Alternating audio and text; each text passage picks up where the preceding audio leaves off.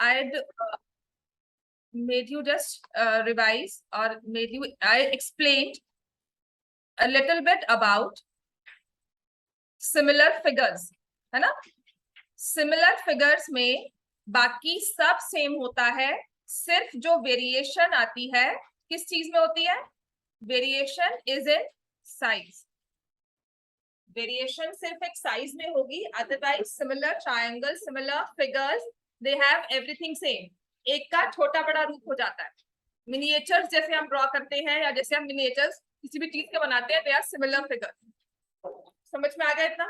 तो when we talk of similarity, that means उनकी size में वेरिएशन है। अगर थोड़ा सा उन्हें बड़ा कर देंगे जूम करके तो एग्जैक्टली एक के ऊपर एक फिट होगा। और अगर साइज भी सेम हो जाए उन फिगर्स का, अगर हम साइज भी सेम हो जाए, तो अगर साइज सेम हो जाता है तो वो फिगर्स क्या हो जाती है? क्या बोलेंगे उन्हें? Congruent.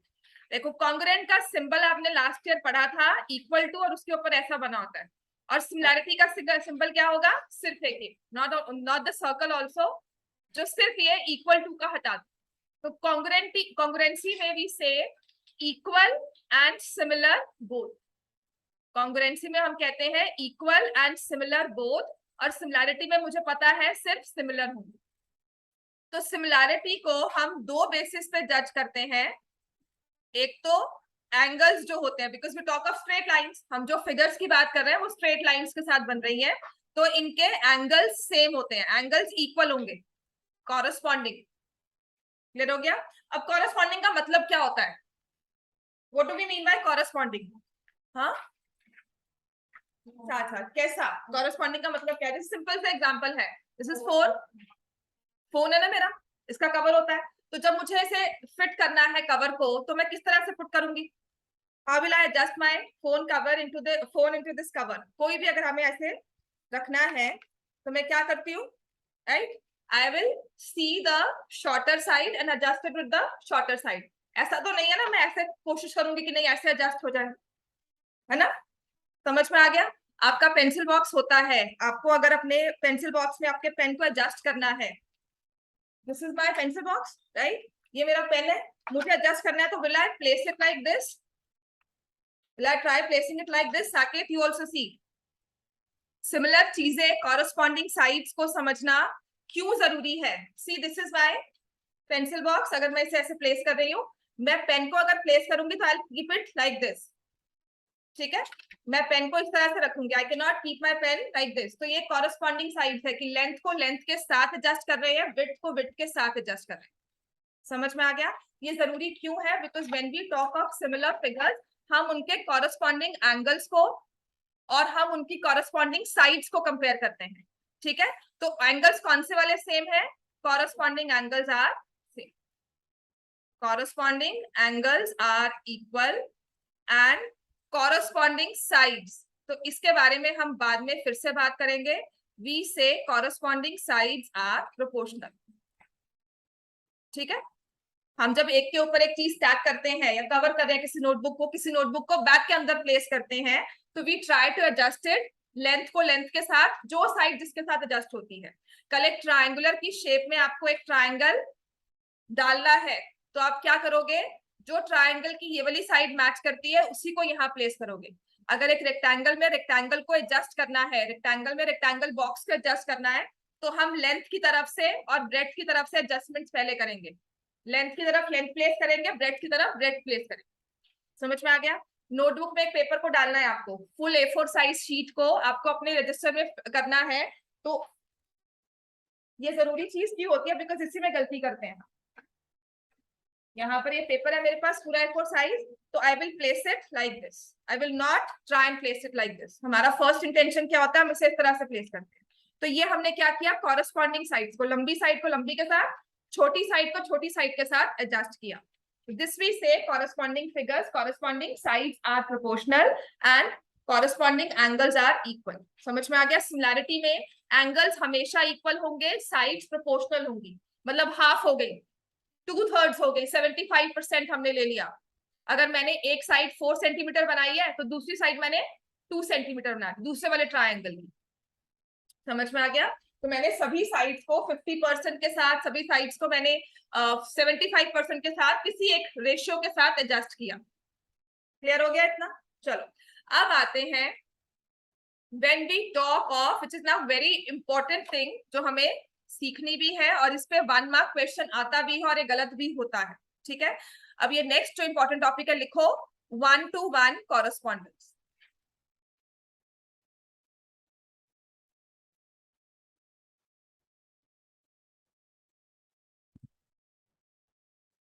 We talk of 1-to-1 correspondence. 1-to-1 correspondence होता क्या है? जैसे मैंने कहा लेंथ में लेंथ को एडजस्ट करना है, लेंथ में आप ब्रेड्थ को फिट नहीं करोगे। कल एक रेक्टेंगुलर बॉक्स है, उसमें किसी रेक्टेंगुलर शेप को आपको एडजस्ट करना है, तो आप लेंथ की तरफ से लेंथ एडजस्ट करोगे, ब्रेड्थ की तरफ से ब्रेड्थ को एडजस्ट करोगे। ठीक हो गया? तो इसे हम कहते हैं 1-to-1 कॉरेस्पॉन्डेंस। कल मैं अगर आपको यहाँ पर if I draw these 2 rectangles like this,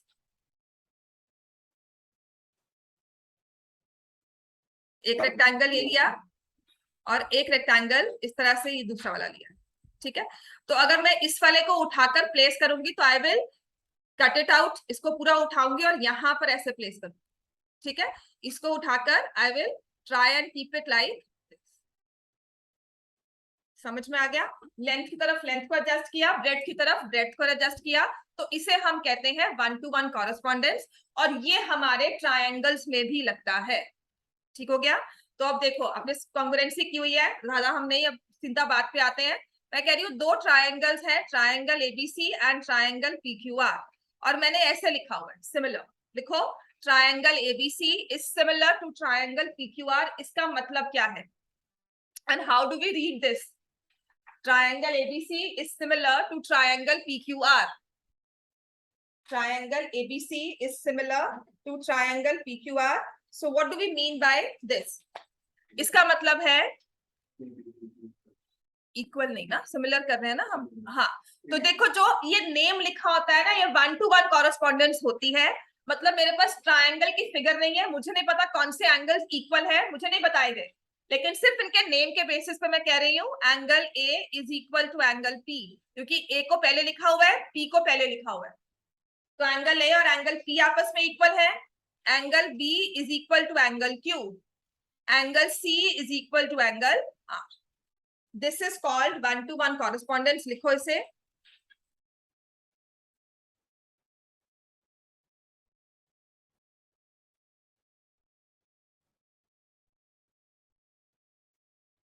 When we talk of 1-to-1 correspondence,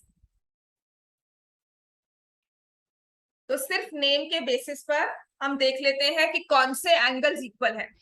ठीक है, तो पहले सिर्फ एंगल्स की बात करें, बिकॉज एंगल्स हमेशा क्या होंगे? एंगल्स क्या होंगे? सिमिलर ट्रायंगल्स में एंगल विल बी इक्वल। समझ में आ गया? Angles will always be equal. तो if I say triangle PQR is similar to triangle BCA, तो इसमें आप क्या करोगे? एंगल P किसके इक्वल है? B। एंगल Q किसके इक्वल है? C। एंगल R किसके इक्वल है? क्योंकि एंगल्स को हमेशा क्या होना चाहिए? इक्वल। समझ में आ गया? Angles will always be equal. लिख लिया इतना? अब आते हैं these we talk of angles, इसके साथ ही अब नेक्स्ट होता है when we talk of sides. तो साइड्स के बारे में हम कैसे अब इंफॉर्मेशन निकालेंगे? साइड्स क्या होती है? किसी ट्रायंगल अगर मैंने ये ड्रॉ किया है, तो मैं किसी भी 2 वर्टिसेस को ज्वाइन करती हूँ तो साइड बनती है। जैसे साइड क्या हो गई?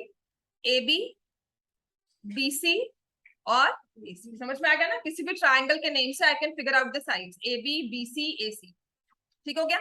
तो यहां पर अगर मैंने AB साइड ली है, तो यहां पर कौन सी साइड होगी? PQ। समझ में आ गया? तो अब पहले आप कॉन्ग्रुएंसी में क्या करते थे कि अगर ये लिखा होता था ना triangle ABC is congruent to triangle PQR, तो कॉन्ग्रुएंसी में हम कहते थे AB is equal to PQ, है ना? यहाँ पर ये नहीं कहेंगे, यहाँ पर क्या कहेंगे? AB upon PQ। इनकी जो रेशियो है, AB और PQ की आपस में जो रेशियो है, और दूसरी साइड कौन सी हुई अब इसके बाद? BC ली मैंने। BC, यहां से मैंने लास्ट के 2 लेटर्स लिए, तो यहां से भी मैं क्या लूंगी? QR। फिर मैंने लिए first and last which is AC, और यहां से हो जाएगा PR। तो हमने ना साइड्स की रेशियो फॉर्म करनी है। पहला ट्रायंगल टू सेकंड ट्रायंगल वो रेशियो फॉर्म की, या second to one, I can also take it like this, PQ ratio AB। तो मैंने अगर PQ वाले ट्रायंगल को पहले लिखा है, न्यूमरेटर में लिखा है, तो उसकी सारी साइड्स न्यूमरेटर में ही आएंगी। तो मैं यहां पर क्या लिखूंगी, QR अपॉन BC। नेक्स्ट क्या आएगा, PR अपॉन AC। समझ में आ गया। तो कॉरस्पॉन्डिंग साइड्स क्या होती है, प्रोपोर्शनल। इसका मतलब उनकी रेशियो जो होती है वो सेम होगी। एक ट्रायंगल की साइड, दूसरे ट्रायंगल में कॉरस्पॉन्डिंग साइड वो रेशियो, दूसरी साइड, दूसरे ट्रायंगल की भी दूसरी साइड कॉरस्पॉन्डिंग वाली उसकी रेशियो, ऐसे ही third side of the respective sides of the two triangles, इनकी रेशियो आपस में क्या होगी हमेशा, क्या वर्ड यूज करेंगे हम, proportional. Corresponding sides are proportional. Clear हो गया। प्रोपोर्शनैलिटी का मतलब इनकी रेशियो सेम होती है, प्रोपोर्शनल का मतलब है रेशियो आपस में सेम होती है। इतना क्लियर है, ठीक है। तो ना क्वेश्चंस कभी कभी सिमिलर, अभी तो हमने कुछ नहीं किया कि कैसे सिमिलर प्रूव करते हैं, होता क्या है ओवरऑल, हमने उसमें कुछ नहीं किया। सिर्फ अगर 1 to 1 कॉरेस्पॉन्डेंस ही देख लें, इसके हिसाब से हमारा क्वेश्चन कैसे आता है, लिखो।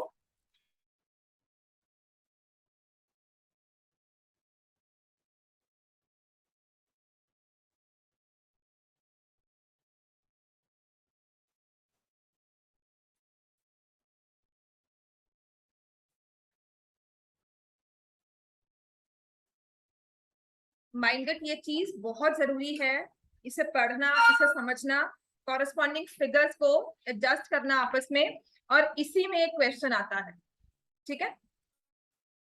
तो जैसे उसने कहा है, ये आपके एग्जाम्पलर के क्वेश्चंस हैं, और 1 मार्क में इंपॉर्टेंट है। केस स्टडीज में लास्ट ईयर क्वेश्चन आया हुआ था, टर्म एग्जाम्स में ही। तो उसने लिखा है, if I say triangle FED is similar to triangle STU। Question लिखो। ये 1 to 1 कॉरेस्पॉन्डेंस पर बेस्ड है।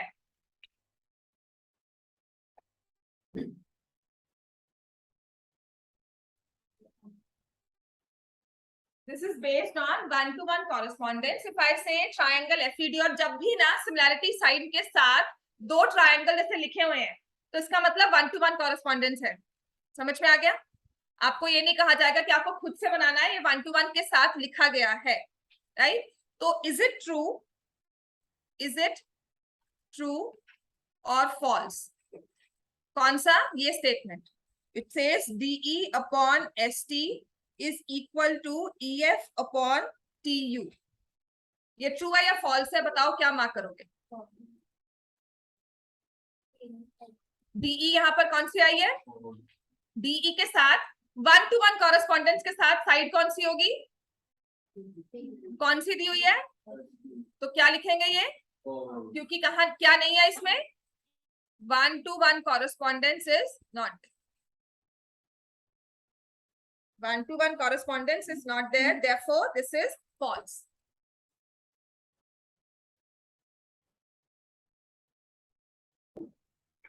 समझ में आ गया इतना। चलो नेक्स्ट लिखो।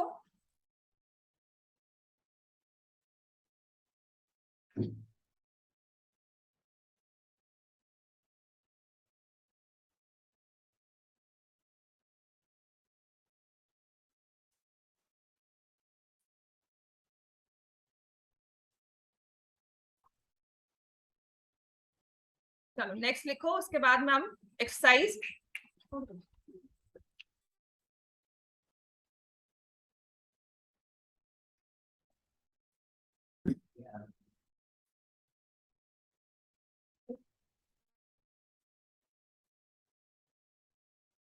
नेक्स्ट लिखो क्वेश्चन।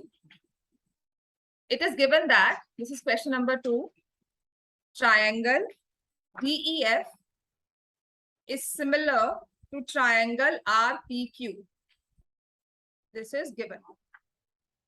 आपको बताना है ट्रू और false and why. Angle D is equal to angle R and angle F is equal to angle false।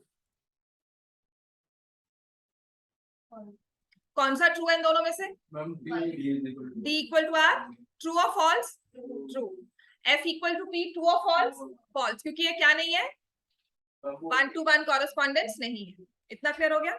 चलो, तो ये लिखना कैसे है 1-to-1 कॉरेस्पॉन्डेंस के साथ, जब हम सिमिलैरिटी स्टार्ट करेंगे तब हम करेंगे। अभी आ जाओ, open your books, chapter number 6।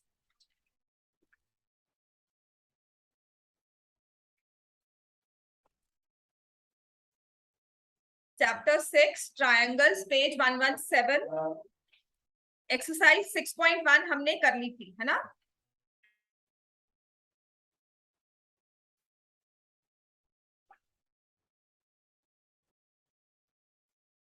Similarity of triangle से पहले हम एक थ्योरम करते हैं। इसमें 1-to-1 कॉरेस्पॉन्डेंस नहीं है, लेकिन इसमें प्रोपोर्शनैलिटी यूज होती है। ठीक है, तो इसको हम बोलते हैं, इस थ्योरम को हम बोलते हैं, this is on page 1-4, page number 1-4। Important है, थ्योरम का प्रूफ भी, थ्योरम की स्टेटमेंट भी। इसे याद करो, रट्टा मारो, जैसे मर्जी करो, हमें इसे याद करना है। इस थ्योरम को हम कहते हैं बेसिक प्रोपोर्शनैलिटी थ्योरम।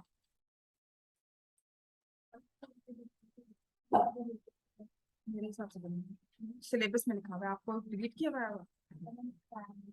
नहीं है, मेरे हिसाब से नहीं है, बिकॉज सिलेबस में है ये मेंशन। एंड जिनको करवाया क्लास में बीपीटी प्रूफ है ना?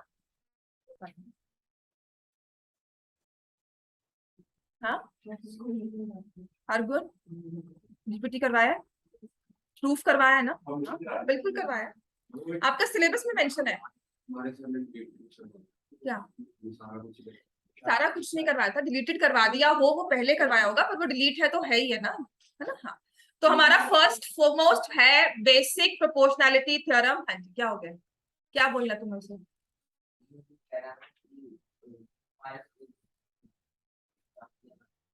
क्यों पूछना चाहिए? तुम यहाँ बैठकर यहाँ क्लास में डालो। सो नाउ फर्स्ट जो हमें थ्योरम करनी है, इंपॉर्टेंट भी है, इसकी स्टेटमेंट भी, इसका प्रूफ भी इजी है, रट्टा वैसे ही मारना है। हाँ, एक जो स्टेप आपने यूज नहीं किया होगा, आपने इसको मतलब पढ़ा नहीं है क्लास 9 में, बिकॉज वो चैप्टर डिलीट हो चुका था, राइट? तो उस चीज को हम लिखेंगे, उसे याद करेंगे, और इस प्रूफ में वो बकायदा यूज होता है। तो इसे कहते हैं बेसिक प्रोपोर्शनैलिटी थ्योरम, या एक और नाम दिया जाता है थेल्स थ्योरम। तो जो मैथमेटिशियन ने ये बनाया था ना, या जिसने पहले ये पूरा एक आइडिया प्रपोज किया था इस थ्योरम का, या पूरा ये प्रूफ देकर एक सब्सटैंशिएट क्लेम दिया था, वो थे थेल्स। तो उनके नेम पर we call it Thales theorem also. But basic proportionality और बीपीटी थ्योरम, बीपीटी थ्योरम लिखना नहीं है, बीपीटी वहां पे पूरा लिखकर आना, बेसिक प्रोपोर्शनैलिटी थ्योरम। ठीक है, इसको और शॉर्ट फॉर्म मत करना, इतनी शॉर्ट फॉर्म काफी है। अब इसकी स्टेटमेंट लिखो।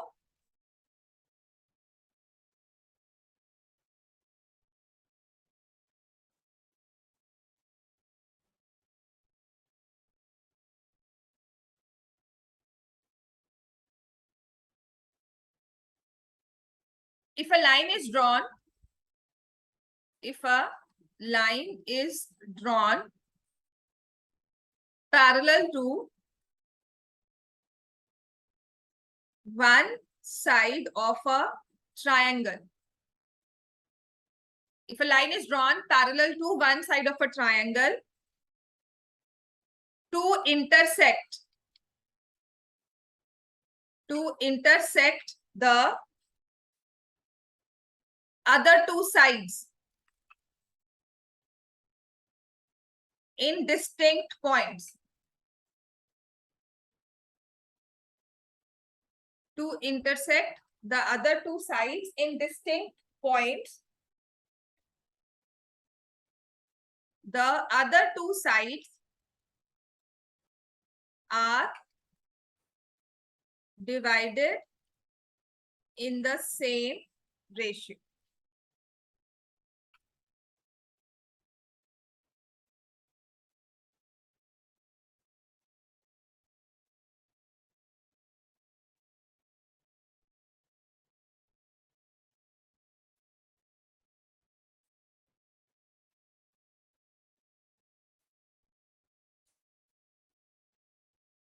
लिख लिया हमने? चलो एक बार अभी सिर्फ बोर्ड पर ध्यान देना, इसका मतलब क्या है। How do we read this in a triangle, इसमें की पॉइंट्स क्या है। इसमें हमारे जो इंपॉर्टेंट वर्ड्स है ना, पहले तो एक ट्राइंगल की बात होगी।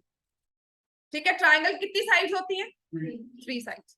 कितने एंगल्स होते हैं उसमें, 3 वर्टिसेस, 3 एंगल्स। समझ में आ गया इतना। तो हम क्या करते हैं, एक ट्राइंगल लिया है, उसकी एक साइड को, उसमें एक साइड ली, उसमें क्या किया हमने, एक लाइन पैरेलल ड्रॉ की उस साइड। समझ में आ गया। मैंने क्या किया, आई टेक अ ट्राइंगल, अब इस ट्राइंगल का मैंने नाम दे दिया एबीसी। ठीक है, कोई भी एक साइड हम सबसे इजी होती है, हमने बेस को ले लिया, इसको पैरेलल मैंने एक लाइन ड्रॉ की। Let me name this line as DE. समझ में आ गया। तो मैंने क्या ड्रॉ किया है, B DE parallel to BC. Line is drawn parallel, line कौन सी हुई, DE, drawn parallel to any one side of the triangle, वो कौन सी हुई, बीसी। समझ में आ गया। और ये डीई क्या कर रही है, क्योंकि ये लाइन कहा गया है ना, तो लाइन तो होती है जो x tends indefinitely on both sides. तो ये लाइन थी, मैंने इसे प्लेस किया ट्रायंगल में इस तरह से कि ये साइड बीसी को पैरेलल है, और जो दूसरी बाकी 2 साइड्स है, बीसी को छोड़कर बाकी 2 साइड्स कौन सी है, AB and AC. AB and AC को ये इंटरसेक्ट कर रही है डिस्टिंक्ट पॉइंट्स पर। ऐसा नहीं है कि मैंने ए पे ड्रॉ कर दिया, मैंने ए पे ड्रॉ नहीं की है, ए बी और ए सी को ये लाइन जो है इंटरसेक्ट करते जा रही है 2 डिस्टिंक्ट पॉइंट्स पर।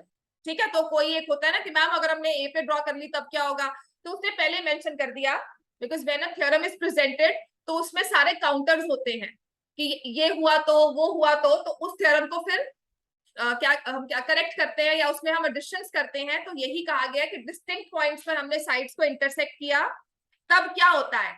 तो जो तो बाकी 2 साइड्स है ना, एक तो पैरेलल हो गई, वो तो खत्म हो गई, बाकी 2 साइड्स के ना देखो, ए बी के 2 हिस्से हो गए हैं, दिख रहे हैं हमें, कौन से 2 पार्ट्स हो, एडी और डीबी। और ऐसे ही एसी के भी 2 हिस्से हो गए हैं, कौन से हैं, एई और ईसी। तो अब बेसिक प्रोपोर्शनैलिटी थ्योरम क्या कहती है कि जब आपने ऐसा कुछ ड्रॉ किया ट्रायंगल में, तो आपकी बाकी 2 साइड्स के लिए 2 हिस्से हो गए। इन दोनों हिस्सों की रेशियो जो होगी ना आपस में, वो क्या होगी, same. AD upon DB is equal to AE upon EC.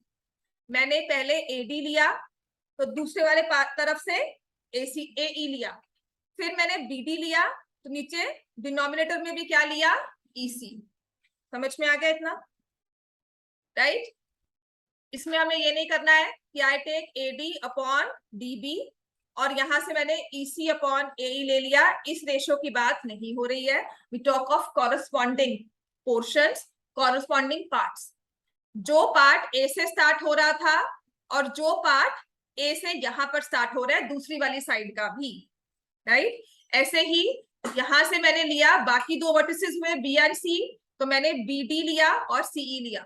अभी चाहे हंसी आ रही है, मैं एक्सप्लेन कर लूं, क्वेश्चन है जहां पर ये गलती होती है, हमें नहीं समझ में आता, मल्टीपल फिगर्स ड्रॉ होती हैं और नहीं समझ में आता कॉरस्पॉन्डिंग पार्ट्स कैसे लेने हैं। तो आप पहले कॉमन वाला पॉइंट देखोगे, कॉमन वाले पॉइंट के 2 हिस्से ले लो 2 साइड्स के।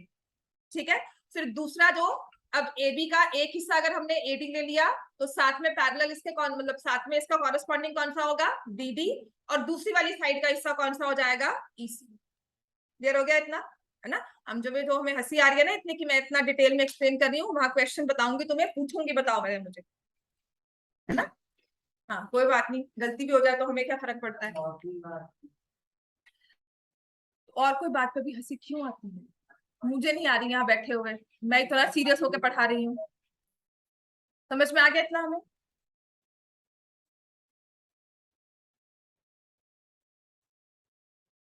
क्लियर हो गया, चलो अब आ जाओ इसकी फिगर ड्रॉ करते हैं। So you will take a triangle,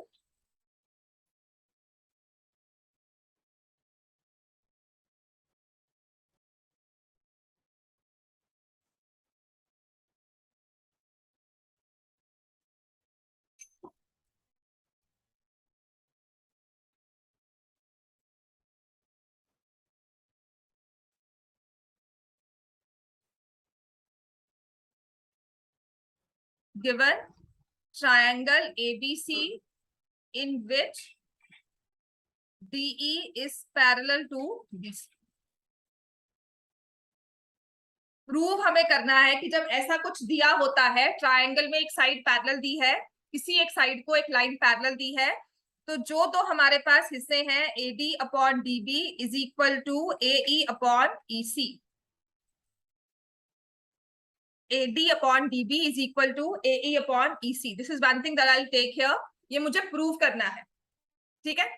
अब इस ट्रायंगल में ना इस चीज को प्रूव करने के लिए, अब डायरेक्टली तो प्रूव होगा नहीं, तो जो हम कंस्ट्रक्शन तो लेंगे, पर वो क्या लेंगे, हम क्या यूज करते हैं इस चीज को प्रूव करने के लिए, जिस हम ट्रायंगल के कॉन्सेप्ट्स का हेल्प लेंगे, वो है एरिया ऑफ अ ट्रायंगल. किसी भी ट्रायंगल का एरिया न्यूमेरिकली निकालना होता है तो हम क्या करते हैं, half into base into height.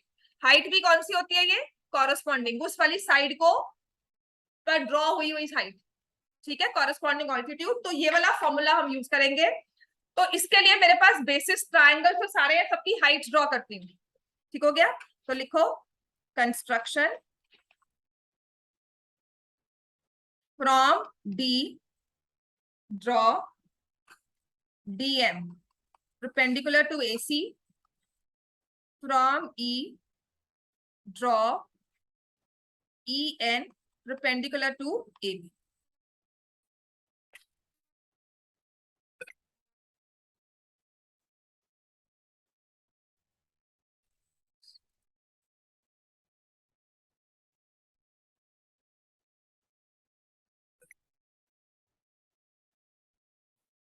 Saket समझ में आ रहा है ये? Yes ma'am.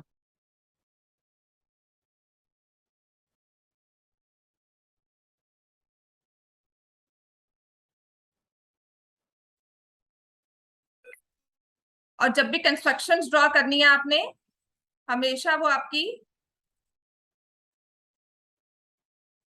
डॉटेड लाइन होगी, ठीक है. तो मैंने ड्रॉ कर दिया DM perpendicular to side AC and EN perpendicular to side AB, ठीक है. और फिर हमें करना है join DC and EB. AD का मिड पॉइंट नहीं, नॉट नेसेसरी. परपेंडिकुलर सिर्फ परपेंडिकुलर होगा, है ना. मिड पॉइंट क्यों होगा, वो मिड पॉइंट होने के लिए उसे क्या होना पड़ता है, मीडियन. तो मैंने सिर्फ परपेंडिकुलर कहा, मीडियन नहीं कहा. अगर वो मीडियन भी है, वो परपेंडिकुलर भी है और वो बाइसेक्ट भी कर रहा है, मिड पॉइंट भी है, तो उसको हम क्या बोलते हैं, परपेंडिकुलर बाइसेक्टर. मीडियन सिर्फ मीडियन का काम करेगा, ऑल्टीट्यूड सिर्फ ऑल्टीट्यूड का, एंगल बाइसेक्टर सिर्फ एंगल बाइसेक्टर का, उससे बाकी सब काम नहीं करवानी. ठीक हो गया. उसे ये नहीं कहना नहीं नहीं तुम तो एंगल बाइसेक्टर हो, नहीं जी प्लीज मीडियन भी बन जाओ. वो स्पेसिफिकली कुछ ट्रायंगल्स होते हैं जहां बनेगा, सभी में नहीं बनता. तो in general we don't say कि अगर एंगल बाइसेक्टर है तो वो मीडियन भी होगा. ठीक है, इतना क्लियर हो गया. तो नाउ आई विल से जॉइन BE एंड CD. इनको भी हमने ज्वाइन किया, अगेन डॉटेड लाइन से ज्वाइन कर देंगे.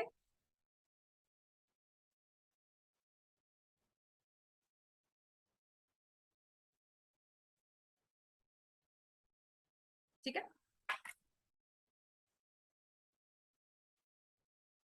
क्लियर हो गया, सबने लिख लिया. अब आते हैं इसके प्रूफ पर. इरेज कर दो.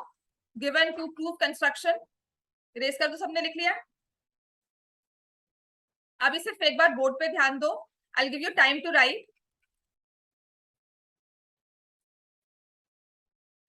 ठीक है, इसमें मैं क्या करूंगी, आपका ना सबसे पहले आपको फोकस रखना है ट्रायंगल ADE पर. क्लियर हो गया. तो मैं लिखूंगी प्रूफ में area of a triangle is equal to half into base into height. Half into base into height. ठीक है. तो इस फॉर्मूला के बेसिस पर मैं पहले एरिया निकालूंगी ट्रायंगल ADE का. तो मैं अगर आपको कह रही हूं ट्रायंगल ADE, सीधे वाला ट्रायंगल, ये AD और E, ADE, ये एरिया लिया. ठीक है. ये ट्राइंगल लिया, इसका एरिया निकालना है। तो फर्स्ट देखो मैंने दो परपेंडिकुलर ड्रॉ किया इसमें, एक है EN और एक है DM। तो पहले तो मैं बेस ले रही हूं AD को, लिखूंगी मैं हाफ इंटू AD, और AD पर आने वाला परपेंडिकुलर कौन सा है? EN, तो यहां पर आएगा। क्लियर हो गया? और इसी का एरिया दूसरी वाली साइड से देखो, बेस लिया AE और AE पे आने वाला परपेंडिकुलर कौन सा है? DM, तो मैं लूंगी half into AE into DM। तो मुझे स्टार्टिंग पॉइंट याद ही रखना है कि इसमें ना एरिया ऑफ ट्राइंगल यूज होते हैं, और जो जो हमने परपेंडिकुलर ड्रॉ किया है ना वही यूज होंगे। तो पहले तो ट्राइंगल ADE में मैंने दो परपेंडिकुलर ड्रॉ किए, पहले मैं उनसे एरिया निकालूंगी ट्राइंगल ADE का। कैसे?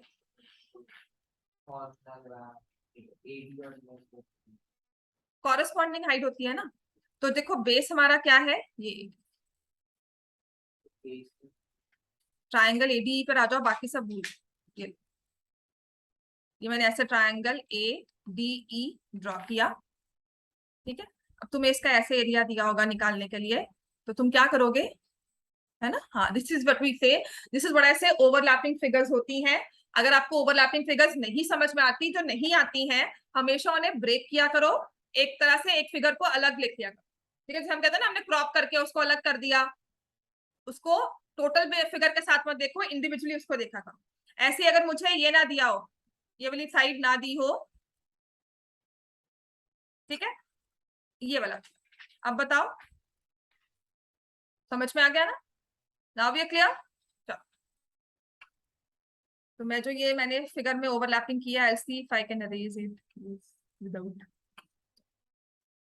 क्लियर हो गया इतना? राइट।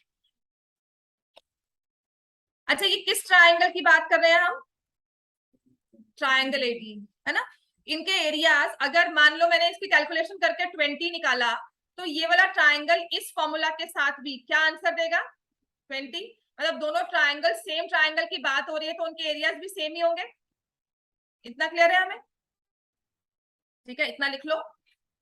पहले मैंने क्या लिया, ट्राइंगल ADE लिया। ADE के एरिया को दो तरह से लिया, क्योंकि दो हमने परपेंडिकुलर ड्रॉ किए थे। ठीक हो गया इतना?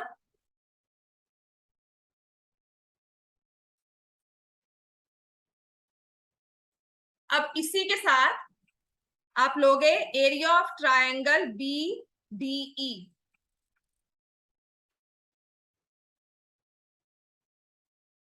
ठीक है, so now I am taking this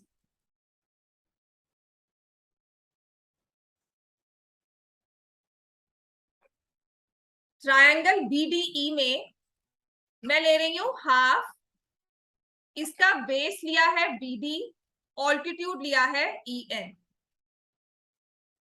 क्योंकि ये ऑब्ट्यूज की तरह लग रहा है एंगल थोड़ा सा, है ना, तो ऑब्ट्यूज ट्राइंगल में ये वाला एंगल ऑब्ट्यूज लग रहा है ना, तो इसका ऑल्टीट्यूड बाहर को गया। अगर आप ऑल्टीट्यूड ड्रॉ करोगे एक ऑब्ट्यूज एंगल ट्राइंगल में, तो वो एक ऑल्टीट्यूड इसके बाहर होता है ट्राइंगल। समझ में आ गया? ऑब्ट्यूज एंगल ट्राइंगल में एक ऑल्टीट्यूड बाहर है, तो जिसे हम कहते हैं कि मैंने इस वाले बेस को प्रोड्यूस किया यहां पर, और मुझे पता लगा कि ये ऑल्टीट्यूड ड्रॉ हुआ है टू दिस बेस। समझ में आ गया इतना?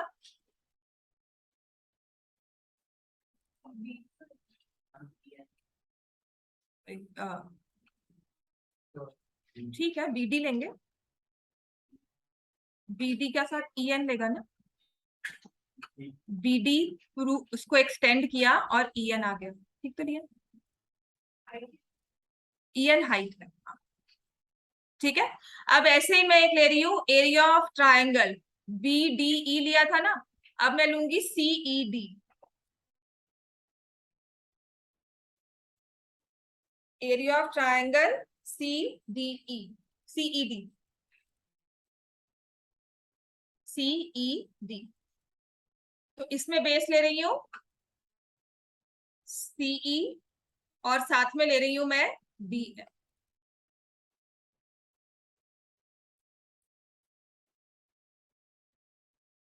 ठीक हो गया? तो मैंने चार एरियाज लिखे हैं, एक ट्राइंगल AD का दो बारी, और BDE और CED। ठीक है, रेशियो हमें कौन सी फॉर्म करनी थी, देखो साथ में ना, इसका प्रूफ कैसे याद रखेंगे इसका कोई नहीं है, बस इसको थोड़ा सा हमें समझकर, बस क्यों किया वो ज्यादा, क्या कर रहे हैं वो ज्यादा जरूरी हो जाएगा समझना। तो मैंने क्या किया है, मैंने एडी और बीडी की रेशियो और एई और ईसी की रेशियो इसको सेम करना है, ठीक है। ट्राइंगल में एडी यहां पर है और बीडी यहां पर है, तो मैं क्या करूंगी, इस वाले ट्राइंगल को इसके साथ एक रेशियो फॉर्म कर लूंगी। तो नेक्स्ट मेरे पास आएगा, अब मैं क्या लिखूंगी इसमें, area of triangle ADE upon area of triangle BDE. Left hand side में मैंने डिवाइड कर दिया, तो राइट हैंड साइड भी half into AD into E N upon half into BD into E N. हाँ जी, अब इसके बाद क्या होगा, पहले तो हाफ हाफ कट हो गया और ई एन समझ में आ गया, राइट। मैंने क्यों लिया, बिकॉज मुझे एडी और बीडी को इकट्ठा करना था, बस। क्यों लेंगे इन दोनों को, बिकॉज मुझे अपने प्रूफ के हिसाब से एडी और बीडी को इकट्ठा करना है। तो इसका मतलब मेरे पास आ गया area of triangle ADE upon area of triangle BDE, and this is equal to AD upon BD। ऐसे ही हम लेंगे एरिया ऑफ ट्रायंगल ADE। अब दूसरा कौन सा बचा, एरिया ऑफ ट्रायंगल CED। अब मैं AE वाला एरिया जब लूंगी तो साथ में CE को रखूंगी, half into AE into DM upon half into CE into DM। तो ये हाफ हाफ कट गया, DM DM, ठीक है। और मेरे पास आ गया area of triangle ADE upon area of triangle CED is equal to AE upon CE। इतना क्लियर है।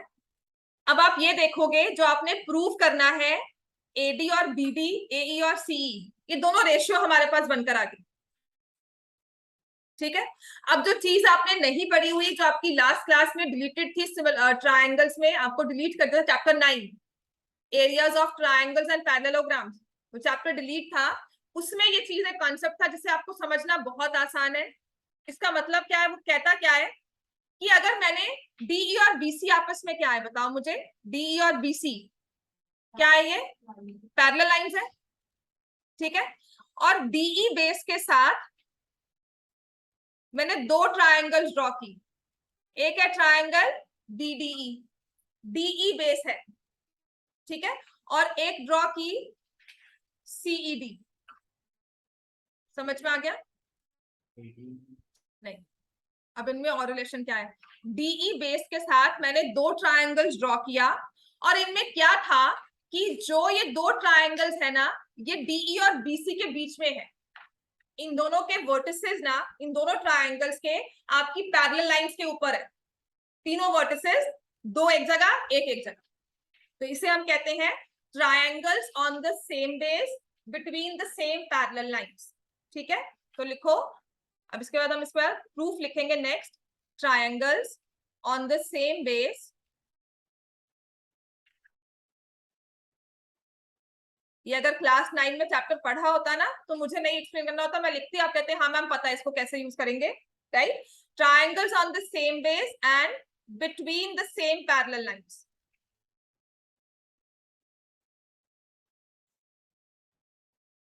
इनमें रिलेशन क्या होता है, आर इक्वल इन एरिया, इनके एरियाज भी सेम होंगे। अच्छा, बता सकते हो क्यों, देखो मैंने ये दो पैरेलल लाइंस ड्रॉ की, एक ट्रायंगल ऐसे ड्रॉ किया हुआ है और एक ट्रायंगल ऐसे ड्रॉ किया हुआ, बेस कह रही हूं मान लो ये BC और ये A और ये B, और मैं कह रही हूं कि area triangle ABC is equal to area triangle DBC the DCB। क्यों, कैसे कह सकते हैं ये, एरिया का फॉर्मूला क्या होता है, half into base into altitude. ABC का बेस कौन सा लूं, BC, ऑल्टीट्यूड क्या होगा, ये वाला, ठीक है। DBC या DCB के लिए भी बेस कौन सा लूं, BC, ऑल्टीट्यूड क्या होगा। अच्छा, इन ऑल्टीट्यूड्स में आपस में रिलेशन क्या होगा, पैरेलल होंगे, इक्वल भी होंगे, क्योंकि ये क्या है आपस में, distance between two parallel lines. तो अगर मैं इसको यहाँ पर भी ड्रॉ कर लेती हूँ तब भी सेम होता है। पैरेलल लाइंस होती क्या है बेसिकली, इनका डिस्टेंस थ्रू आउट सेम रहेगा, है ना। तो मैंने डिस्टेंस यहाँ पे मेजर किया, यहाँ पे मेजर किया, यहाँ पे मेजर किया, हर बार सेम रहेगा।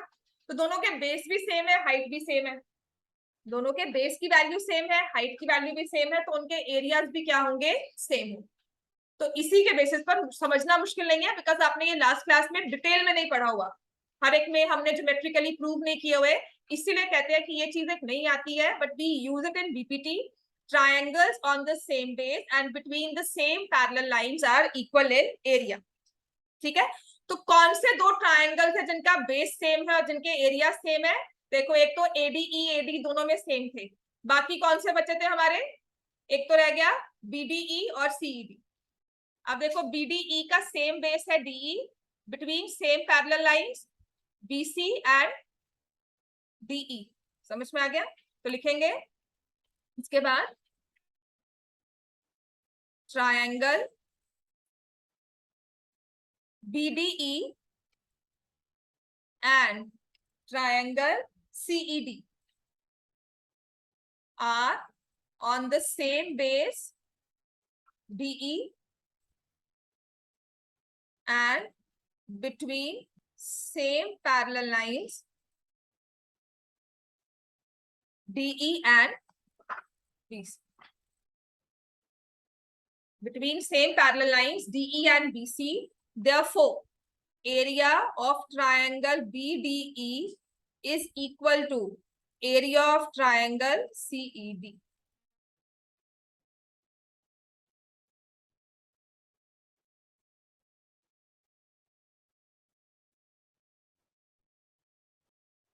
इतना क्लियर हो गया सबको?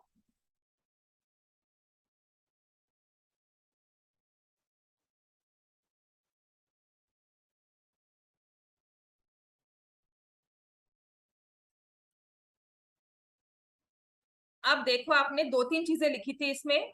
हमारा फर्स्ट था ये वाला क्वेश्चन कि जो एडीई है और बीडीई है, इनकी रेशियो, यहाँ एडीई और सीईडी की रेशियो। और फिर मैंने कहा, जो कि मैं यहां पर लेकर आ जाऊंगी, area of triangle BDE is equal to area of triangle CED.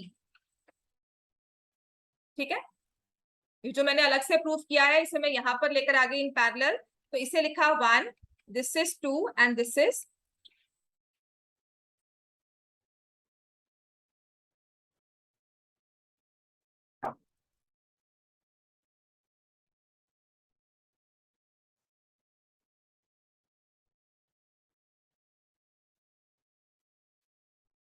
इतना क्लियर है? देखो, राइट हैंड साइड में, लेफ्ट हैंड साइड में यहाँ पर एडीई है, यहाँ पर भी एडीई है, और बीडीई और यहाँ सीईडी, और ये आपस में इक्वल है, ये कह रहा है।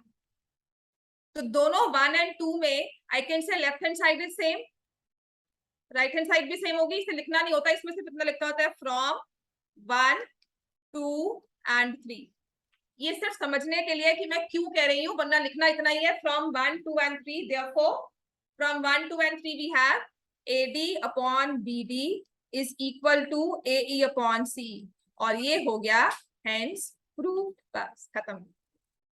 ADE ट्रायंगल से स्टार्ट किया, उसके दो तरह से एरिया लिए, फिर एक आपने BDE ले लिया जिसका ऑल्टीट्यूड DM हो, ठीक है, और एक हमने ले लिया, और सॉरी BDE लिया जिसका ऑल्टीट्यूड EN हो, और एक लिया DEC जिसका ऑल्टीट्यूड मैंने लिया DM, सॉरी।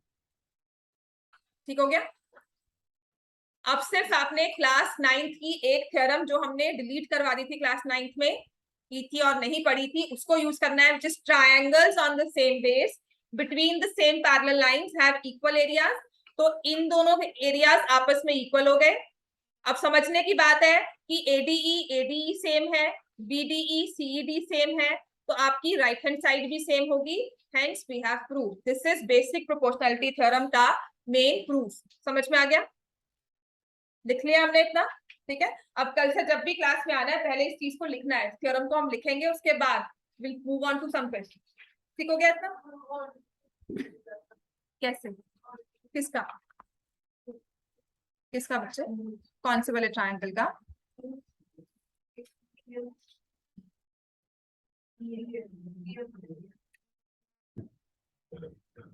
ये दिया था ट्रायंगल मैंने, ठीक है। आपका ये वाला ट्रायंगल, इसको मैं अलग से ड्रॉ कर, ऐसा होगा ड्रॉ, ठीक है। ये डी, ये बी और ये D। अब यहां से अगर मुझे ऑल्टीट्यूड ड्रॉ करना है, लेट मी से थोड़ा सा इसको मैं इस तरह से, ठीक है। अगर मुझे एक परपेंडिकुलर ड्रॉ करना है तो वो कुछ बाहर को जाएगा, कैसे बी के बीच में आएगा? एक्यूट में आता है, ऑब्ट्यूज में नहीं आता। आपने एक्यूट एंगल बनाया, इसका परपेंडिकुलर अंदर होगा, जो यहाँ वर्टिकल वाले एंगल से लेते हैं। जब आप एक ऑब्ट्यूज एंगल बनाते हो ना, ये वर्टिकल एंगल से जब आप परपेंडिकुलर ड्रॉ करोगे तो वो इस तरह से जाएगा, स्ट्रेट ऐसे थोड़ी जाएगा। अगर बेस ही तो बेस हम और ले नहीं रहे हैं ना, हम बेस ही बीडी को ले रहे हैं। हाँ, बेस बीडी को ले रहे हैं। अगर मैं किसी और को लूंगी, ऑफ कोर्स मुझे अगर इसमें ड्रॉ करना है तो यहाँ पर ऐसे आएगा ना। जो ऑब्ट्यूज एंगल का वर्टिकल वाला पोर्शन होता है ना, ये ऑब्ट्यूज एंगल है, इसकी एक आर्म से अगर मैं ऑल्टीट्यूड ड्रॉ करूंगी तो वो बाहर को ही जाएगा। समझ में आ गया? फिर जब इसको हम ड्रॉ करते हैं तो ये भी बाहर को ही जाता है, और इसको फिर फर्दर एक्सटेंड करते हैं, ठीक है। ये सब चीजें आपने पढ़ी नहीं हुई है, मतलब दिस इज समथिंग जो हम 7th या 6th में हमें ड्रॉ करके ना कंस्ट्रक्शंस करके सिखाया जाता था। आप लोग को नहीं, मतलब आई थिंक सिखाया हुआ नहीं, किया हुआ ना? हाँ, कब करवाया था? 7th में करवाया था, हाँ जी।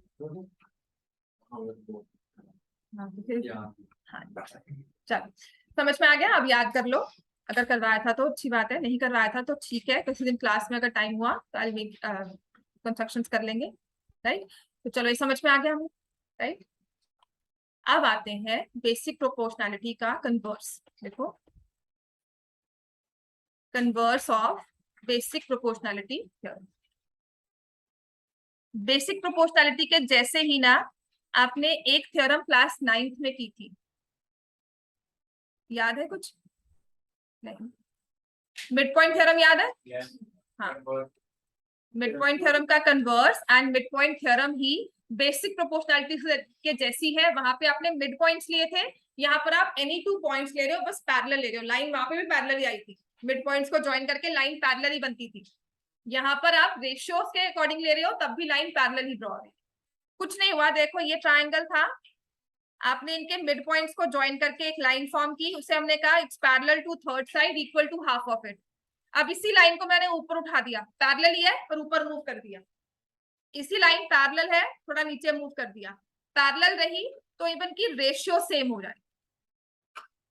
पहले वो एग्जैक्ट मिड पॉइंट था, अब जितना मूव ऊपर से करेगी यहां पर, उतना ही प्रोपोर्शनेटली मूव दूसरी साइड पर करेगी। तो कन्वर्स अब क्या कहता है कि मान लो हमने कोई ट्रायंगल ड्रॉ किया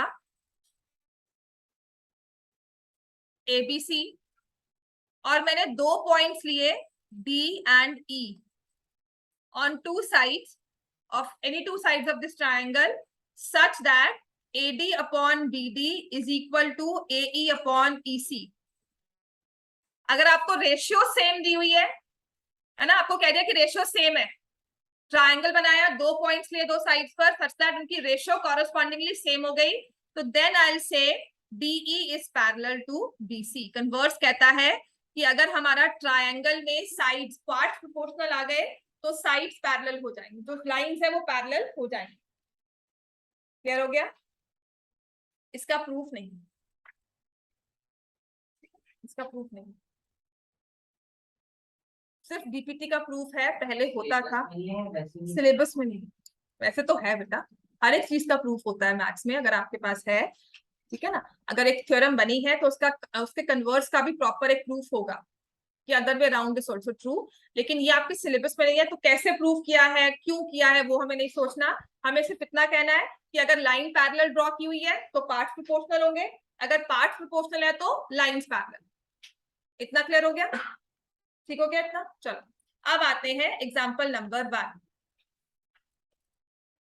page number 136, example number 1।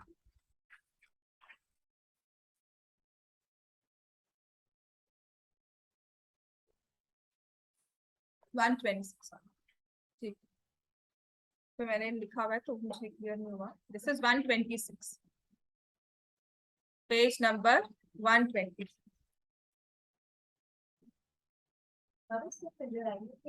Figure draw करनी है, अगर नहीं आई होगी तो ड्रॉ करनी है, दैट डिपेंड्स। सिर्फ क्वेश्चन क्वेश्चन डिपेंड करता है। अगर आप क्वेश्चन को पढ़कर एग्जैक्ट फिगर ड्रॉ कर सकते हो तो हो सकता है फिगर ना भी। क्लियर हो गया? मोस्टली दी होती है, नहीं भी दी हुई तो इतना कोई होगा नहीं, आप क्वेश्चन को पढ़कर ड्रॉ कर लोगे। उसने आपको बताया होगा कि कौन सी साइड कैसे है, किस साइड पे कौन सा पॉइंट है। तो यहाँ पे उसने किया है, if a line intersect side A B and A C of triangle ABC at D and E respectively and is parallel to BC. So D and E parallel to BC.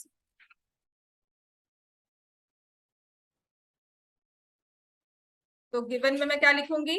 Triangle ABC such that DE is parallel to BC. To prove क्या है? AD upon AB is equal to AE upon AC.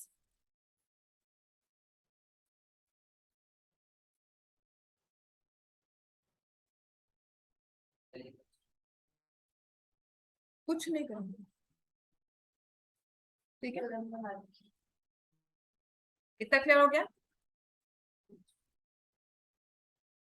अब triangle की बात हो, triangle में एक line parallel draw कर दी हो तो इमिडिएटली हमारे दिमाग में आएगा कि हमें क्या अप्लाई करना है? बेसिक प्रोपोर्शनैलिटी थ्योरम, क्योंकि इसके अलावा कुछ और है ही नहीं।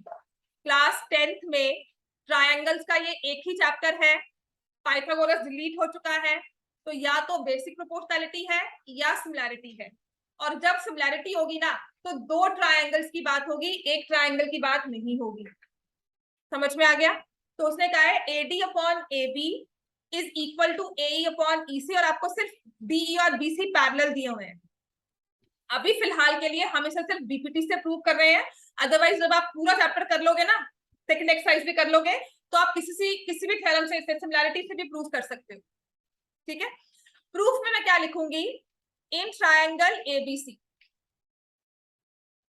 ठीक है, DE is parallel to BC, therefore by basic proportionality theorem। इतना तो छोड़ दो, इतनी लंबी स्टेटमेंट को 3 वर्ड्स में लिख दिया, उसको भी लिखकर तुम कह रहे हो छोटा कर दो। आपके टीचर मार्क्स काट सकते हैं, बेसिक प्रोपोर्शनैलिटी पे नहीं मार्क्स कटेंगे, लेकिन बीपीटी पे कट सकते हैं। नहीं काटती टीचर तो अच्छी बात है, but I am not very sure boards में कहाँ पेपर जाता है, इसीलिए। सो बाय बेसिक प्रोपोर्शनैलिटी थ्योरम, ठीक है। And last year I had a student जो लिखता था बाय थ्योरम 6.1। हाँ, वो बिल्कुल भी नहीं लिख के आना, मैंने तो इतना याद कर लिया, 6.1 पेज नंबर भी याद कर लो, उसकी स्टेटमेंट भी याद कर लो, ठीक है। तो वो भी नहीं लिखना है प्लीज, इतना लिख लो basic proportionality theorem. Last year seriously वो टेस्ट में भी बाय थ्योरम 6.1, मैम थ्योरम 6.1 है ना, मैंने कहा पेपर में कोई नहीं पूछेगा तुमसे, मार्क्स ही काटेंगे उसके। इतना क्लियर हो गया बच्चे? ठीक है। तो अब मुझे पता है बेसिक प्रोपोर्शनैलिटी थ्योरम क्या कहती है ट्रायंगल में। हाँ जी, क्या होगा? AD upon BD is equal to AE upon EC। तो बस अपना यहाँ पे इतना ही लिख दो, आपका सबसे इजी चैप्टर है, क्योंकि कुछ नहीं है इसमें, सिर्फ बेसिक प्रोपोर्शनैलिटी थ्योरम, बस उसी को आगे पीछे घुमाते रहना है। ठीक है, हमारे पास है AD upon BB is equal to AE upon EC। ये प्रूफ करने, ये तो हमें पता है। वो प्रूफ करने को कह रहे हैं कि जब AD ली उसके साथ मैं दूसरा पोर्शन BD ना लेकर पूरी साइड AB ले लूं, ठीक है। ऐसे ही AE के साथ पूरी साइड क्या लो? EC AC, ठीक है। हमने लिया है 2 पार्ट्स, अब इसमें से कंप्लीट हम कैसे लेकर आएंगे? राइट, देखो AD चाहिए हमें, ठीक है, तो जिस चीज को, जो हमें पार्ट चाहिए उसको हम लेकर आ जाएंगे इन द डिनोमिनेटर। क्लियर हो गया? तो मैं ऐसे लिखूंगी। अब ये सिर्फ हमारी एक मैथमेटिकली, ज्योमेट्री का कोई काम नहीं इसमें, अब ये हमारी मैथमेटिकली वर्किंग है। आपने रेशियोज शायद इतने एक्सटेंड में, इतनी डिटेल में ना की हो, तो रेशियोज को मैंने ये इन्वर्स कर दिया कि अगर AD अपॉन BB इक्वल है तो डीबी अपॉन एडी और एसी अपॉन एई, इस वाली को रिवर्स किया, इसी को रेसिप्रोकल कर दिया, अब इस वाले रेशियो को भी रेसिप्रोकल किया तो आपस में सेम होगा।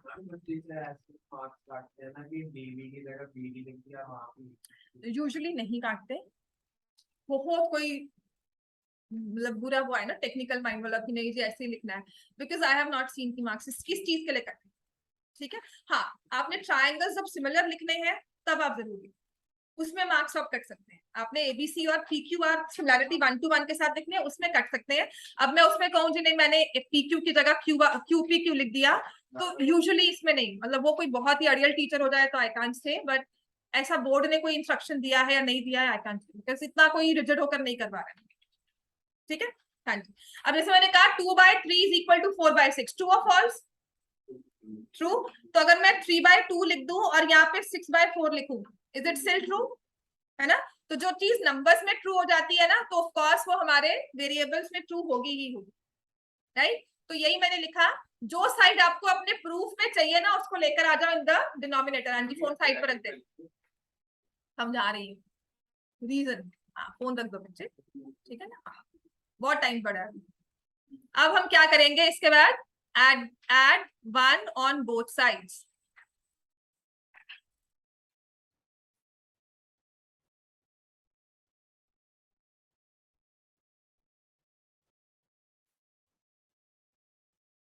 अब आ जाओ एलसीएम ले लो यहाँ पर।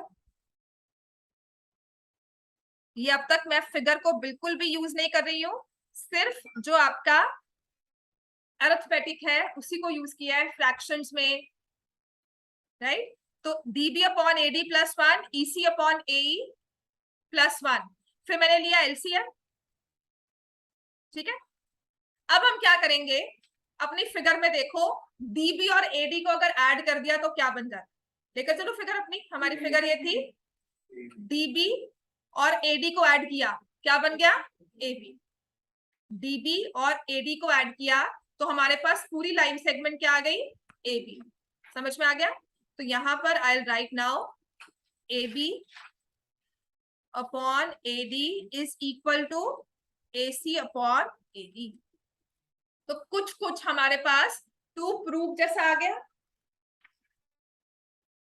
अब हम चेक करेंगे प्रूफ में क्या यही करना था, पर मुझे चाहिए एडी इन द न्यूमरेटर, तो फिर से वही, इसको फिर से हम रेसिप्रोकल में ले ले तो मेरे पास आंसर सेम आएगा, और मैंने इसको जैसा चाहिए था वैसा लिख दिया। हेंस ये यूक्लिड्स का रीजन होता है ना, और या ये रेशियोस का होता है। इस प्रोसेस को कहते हैं इन्वर्टेंडो, जो आपने नहीं पढ़ा हुआ। एक होता है ऑल्टरनेंडो, जो नहीं पढ़ा हुआ, तो इसलिए वो नहीं लिखते। जब मैं आईसीएससी में करवाती हूँ तो वहां पे कह देते हैं अच्छा मैम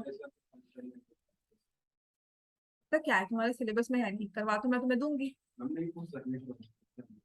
नहीं आना, नहीं आना, तुमने पढ़ा है, तुमने इन्वर्टेंडो कॉम्पोनेंडो डिविडेंडो नहीं किया होगा। नंबर सुना था। हाँ मैं वो तो कह रही हूँ ना, नहीं समझना, जब उस चीज पे जाना ही नहीं है आपने। ऑल्टरनेंडो होता है, रेशियोस के रूल्स होते हैं वो, आप लोग ने नहीं, आपको डिलीट किया हुआ है। आईसीएससी में है, जब हमारे तो क्या है, तुम जो पढ़ रहे हो तुम्हें वो तो याद नहीं है, जो नहीं है तुम्हें वो याद है।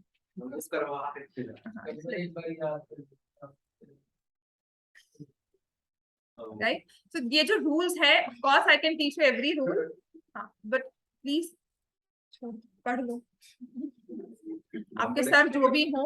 हाँ खतरनाक सर इसलिए क्योंकि सर को आता है और तुम्हें कोशिश करते हैं कुछ पढ़ाने की, और तुम पढ़ने की कोशिश नहीं करते। अच्छी बात है, एंटरटेनमेंट साथ में होता है तुम्हारा, है ना, तभी तुम्हें सारा उनका पढ़ाया हुआ याद रहता है।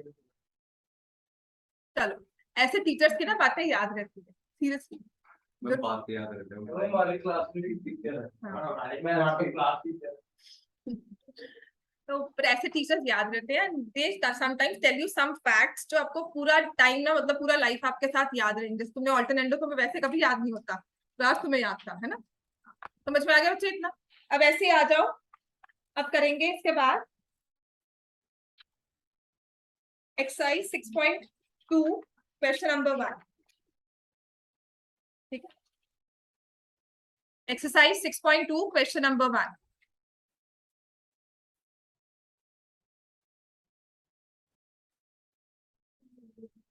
6.4 नहीं, 6.4 भी होगी, एरियाज भी डिलीटेड नहीं होगा, थ्योरम डिलीट होगी। 6.5 और 6.6 हाँ कर दी। 4 थोड़ी बहुत करवा दूंगी, इसका प्रूफ नहीं है आपको, पर एरियाज का आई थिंक आ जाएगा। 6.5 अगर नहीं है तो सच में खुश होने वाली बात है आपके लिए। 6.6 ऑप्शनल वैसे भी नहीं आती, इसके एक दो क्वेश्चन है जो मैं करवाऊंगी। Question number 10, question number 7, that's it. बाकी सब डिफिकल्ट क्वेश्चंस में आते हैं, बोर्ड में आज तक तो नहीं आए। करवाकर अगर आफ्टर सितंबर एक बार करवाकर आपको दिखा दूंगी क्योंकि ये क्वेश्चन है in case you need to revise those question. तो इसमें जो यूज होता है वो क्वेश्चन यूजुअली जो करवाते हैं ना वो 1 2 3 ही करवा 1 2 3 4 7 8 10 ऑप्शनल का छोड़ दो। एक्सरसाइज 6.2 क्वेश्चन नंबर 1 आपका 6.5 डिलीटेड होगा पाइथागोरस। फोर्थ तो प्रूफ नहीं, पर उसके क्वेश्चंस कुछ आ जाते हैं, तो आई से मैं करवा दूंगी, थोड़ा बहुत होना नहीं चाहिए क्योंकि लिखा नहीं होगा। 6.2 question number 1 in figure 6.17 first part and second part DE is parallel to BC, find EC in first and AD in 2। ये क्वेश्चन इस तरह के बहुत इंपॉर्टेंट है, 1 मार्क में केस स्टडीज में ये वाला क्वेश्चन आपको आएगा ही आएगा। यहाँ पर आप BPT यूज करो, सिमिलैरिटी यूज करो, दैट ऑल डिपेंड्स। ये हमें कुछ ऐसा ट्रायंगल दिया हुआ है,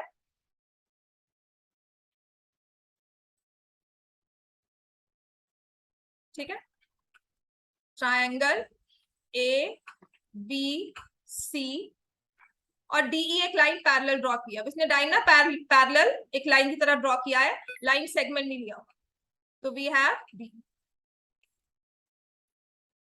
इसे दिया हुआ है 1.5 सेंटीमीटर, यहां दिया हुआ है BD 3 centimetre, AE is 1 centimetre और EC हमें निकालनी। क्लियर? तो मुझे गिवन क्या है इसमें, DE is parallel to BC by कौन सा रूल है, कौन सी थ्योरम है, बाय बेसिक प्रोपोर्शनैलिटी। ना सर से पूछ के आना, सर हम ऑल्टरनेटो पढ़कर आए, मैं फिर से समझा दो या पूरा चैप्टर करवा दो, ठीक है। तो क्या है वो चीज पढ़ लो तो समझ में आ जाता है, बट क्योंकि आपके सिलेबस में नहीं है तो फिर उसमें उलझाऊंगी मैं आपको। हाँ जी, वही तो AD upon DB is equal to AE upon EC। तो मेरे पास AD की लेंथ दी हुई है 1.5, DB की लेंथ दी हुई है 3 और AE की लेंथ कितनी है 1, EC मुझे निकालनी है। पर आपको अगर यहाँ पे क्लियर हो चुका है, ये 3 का हाफ हो गया 1.5, तो EC की लेंथ कितनी आनी चाहिए 2। समझ में आ गया? अगर मैं 3 का यहाँ पे हाफ कर रही हूँ तो 1 का भी 1 हाफ होकर आया है, तो यहाँ पर अगर 2 सेंटीमीटर होगा तभी 1 आया होगा, है ना। तो अगर मेरा ये MCQ फॉर्म में हुआ तो आप ओरली कर सकते हो। समझ में आ गया? और यहाँ अगर मुझे थोड़ा सा इसको शो करना है तो यहाँ पर अगर आप नहीं भी इसको सॉल्व करते पूरा, आप लिख सकते हो EC is equal to 2 centimetre. Calculations ना भी शो करो तब भी आपको ये 2-3 स्टेप्स तो लिखने ही पड़ेंगे। क्लियर हो गया? तो EC की लेंथ हमारे पास कितनी आ गई 2 सेंटीमीटर। इसकी वेरिएशंस, ऐसे वाले क्वेश्चन का जिनकी वेरिएशंस बहुत ज्यादा इंपॉर्टेंट है, 1 मार्क एक ऐसा क्वेश्चन आएगा कि आपको एक 1-to-1 कॉरेस्पॉन्डेंस लिखना, फिर कौन से एंगल्स इक्वल है, कौन सी साइड्स प्रोपोर्शनल है, ठीक है, और उसके बेसिस पर we find the missing figures. हाँ जी, नेक्स्ट क्वेश्चन स्टार्ट करो, इसी का सेकंड पार्ट। ओरली बता सकते हो? सेकंड पार्ट में आपको कहा गया है AD की लेंथ निकालो, can you find that orally?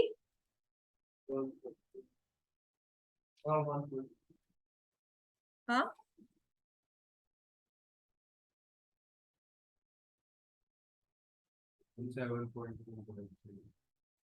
करो सॉल्व।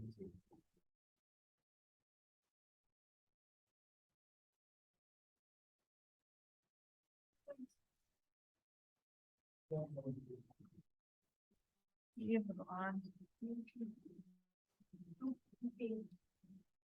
2 पॉइंट 2.6 2.4 24 72 क्या हो गया 48 24 48 72 26 52 टेबल तो याद रखो 2 साल हो गया फिर आधा साल ये भी निकल गया ऑफलाइन का 20 तक देखना। हाँ जी बच्चे 24 तक अब ऐसे याद करने पड़ेंगे ना, हम क्लास 10 में आ गए। तो ये आपको दिया हुआ है 1.8 सेंटीमीटर 5.4 सेंटीमीटर। हर एक चीज का एक्सक्यूज नहीं होता ना बच्चे, यहाँ पर मजाक करने के लिए जो भी बोलो हर एक चीज का एक्सक्यूज नहीं होता।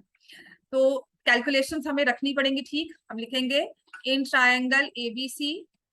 मैं स्टेप्स इसलिए लिखवा रही हूँ क्योंकि वहां पर एक ही क्वेश्चन आएगा और उसमें स्टेप्स नहीं लिख कर आओ, है ना।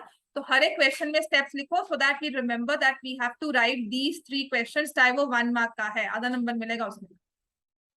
Bye basic proportionality theorem AB upon BD is equal to AE upon EC।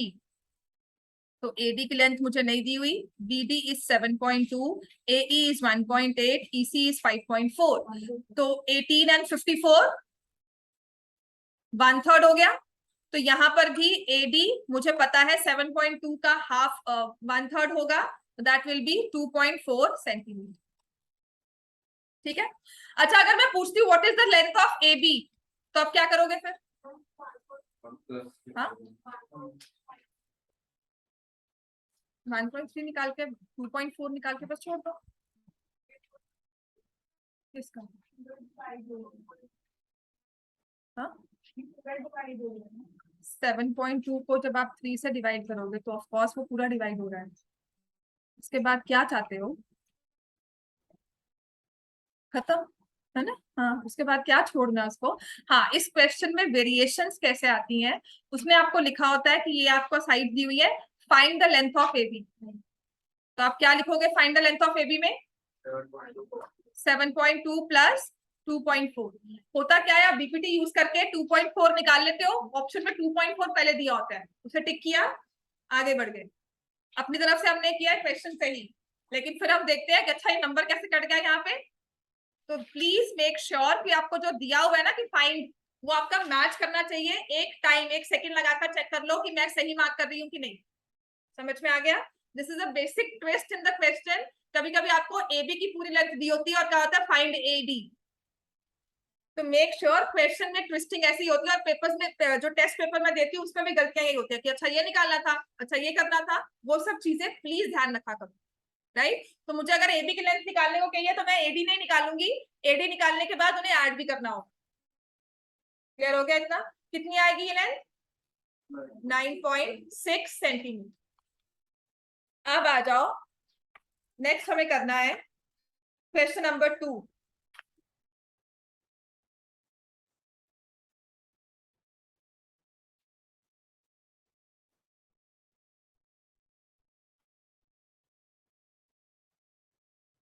इसमें भी नंबर बेस है हमारे पास। एक ट्रायंगल दिया हुआ है ENFR, points on sides PQ and PR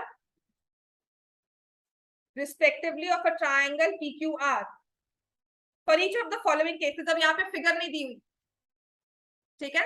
question number 2 is a typical example जहां पे हमें फिगर नहीं दी है, खुद ट्रायंगल ड्रॉ करके हमें साइड्स लेनी है, हमें बताना है कौन सी वैल्यूज हमें दी हुई है। सो ENFR points on sides PQR। तो मैंने एक फॉर्मल सा ट्रायंगल ड्रॉ किया।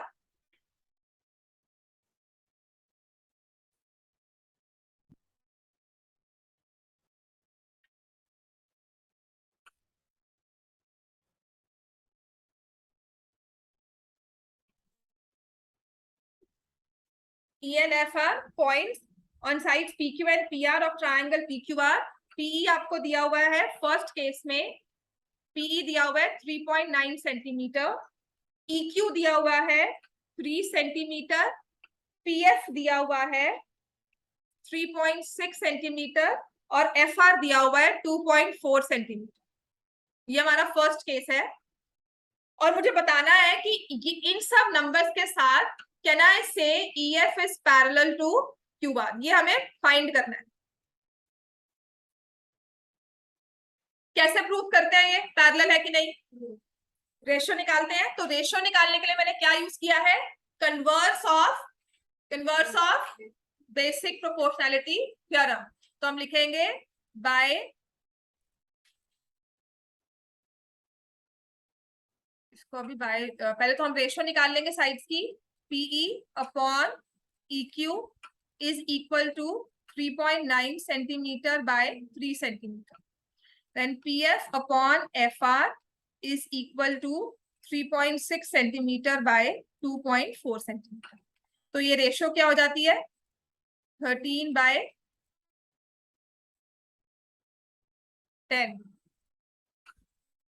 दिस रेशियो इज 13/10 और ये हो जाती है 3/2। So PE by EQ is not equal to PF by FR.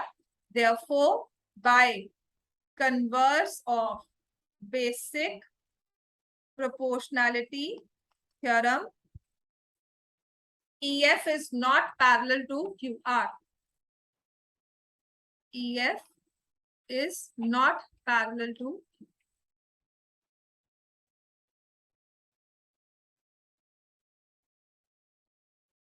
समझ में आ गया? EF is not parallel to QR. First part में ट्रू नहीं है, ऐसे ही सेकंड में चेक करो। लिख लिया हमने फर्स्ट वाला? आरुष सेकंड पार्ट चेक करो आप।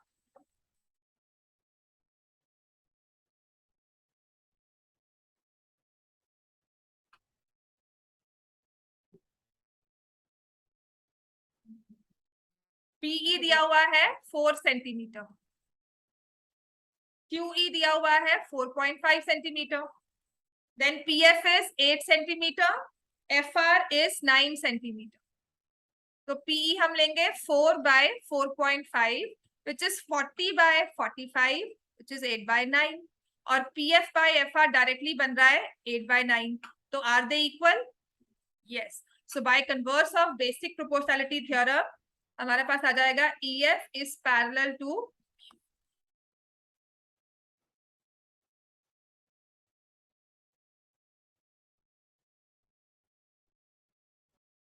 इसका थर्ड पार्ट बहुत इंपॉर्टेंट।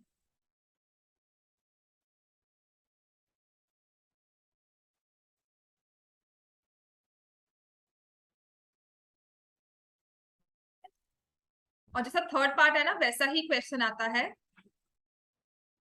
लिख लिया इतना? थर्ड पर आए।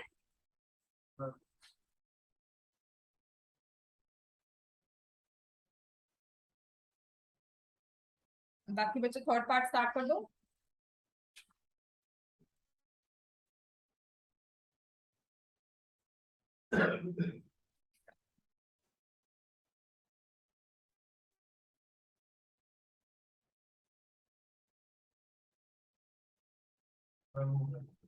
चलो थर्ड पार्ट स्टार्ट करो। आज है 15। त्रिशा, अंबिका, आश्वी, अर्जुन, हरगुन, गुशान, आरुष, तरण, श्रेष्ठ, हर्षित, वंशिका, आरव नहीं आया ना इस आज, साकेत, तनवर, तन्मय, दामिर। आरव क्यों नहीं आया?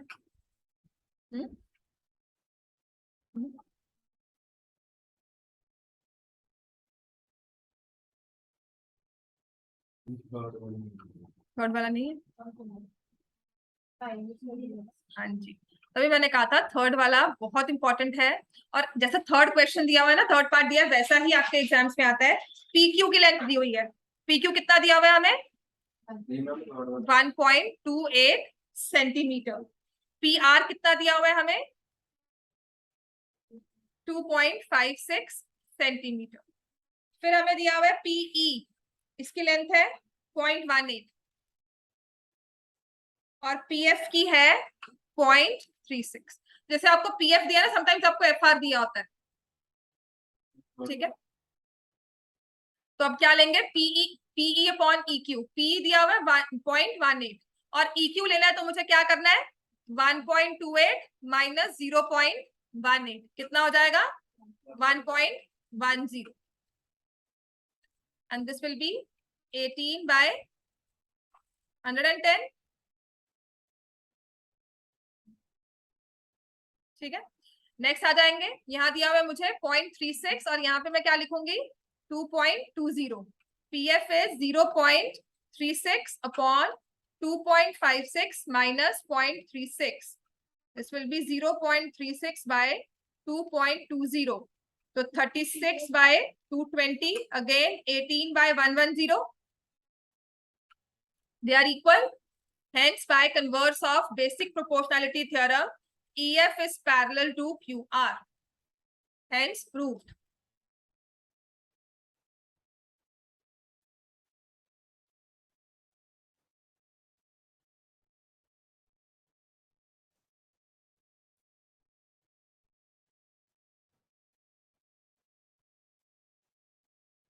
इतना लिख लिया हमने. एग्जाम्पल नंबर 2 पे आ जाओ. Page 127, example 2.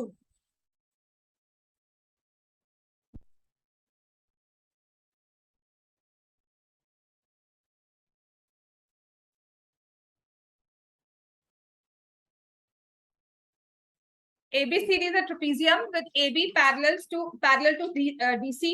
E and F are points on non-parallel sides AD and BC respectively, such that EF is parallel to AB. Show that. तो ड्रॉ करो पहले. ट्रेपीजियम क्या होता है?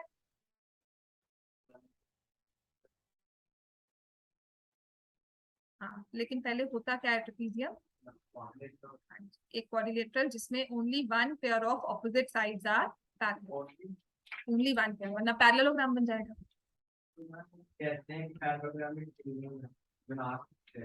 Every parallelogram is a trapezium, but every trapezium is not a parallelogram. तो जब मैंने trapezium कहा तो मैंने सिर्फ ट्रेपीजियम कहा, मैंने पैरेललोग्राम नहीं कहा. तो मैं कहती हूँ ओनली वन पेयर. नहीं, parallelogram is not a trapezium. हाँ, तो फिर तो ओनली वन पेयर तभी तो कहूंगी मैं. इसको ट्रेपीजियम बने रहने दो. हमने कहा है कि ट्रेपीजियम और पैरेललोग्राम में इतना कुछ फर्क नहीं है. ट्रेपीजियम में इतना कोई फर्क नहीं है. अरे यार, इसकी मैडम जाके बोलो. मैम से बात करो कि मैम कैसे फर्क नहीं है. ट्रेपीजियम और पैरेललोग्राम को आप सेम कैसे कहते हो? Only one pair. दूसरा होगा तो वो पैरेललोग्राम बन जाएगा. पैरेललोग्राम को आप ट्रेपीजियम बोल सकते हो, लेकिन ट्रेपीजियम को आप पैरेललोग्राम नहीं बोल सकते. तो जब मैं ट्रेपीजियम की बात करूंगी तो मैं कहूंगी only one pair is parallel, the other two sides are non parallel. ठीक है, उसको पैरेलल नहीं करेंगे. वो पैरेलल अगर हो गए तो वो ट्रेपीजियम नहीं रहेगा, वो पैरेललोग्राम हो जाएगा. क्लियर हो गया? ABCD is a trapezium. Given a trapezium ABCD such that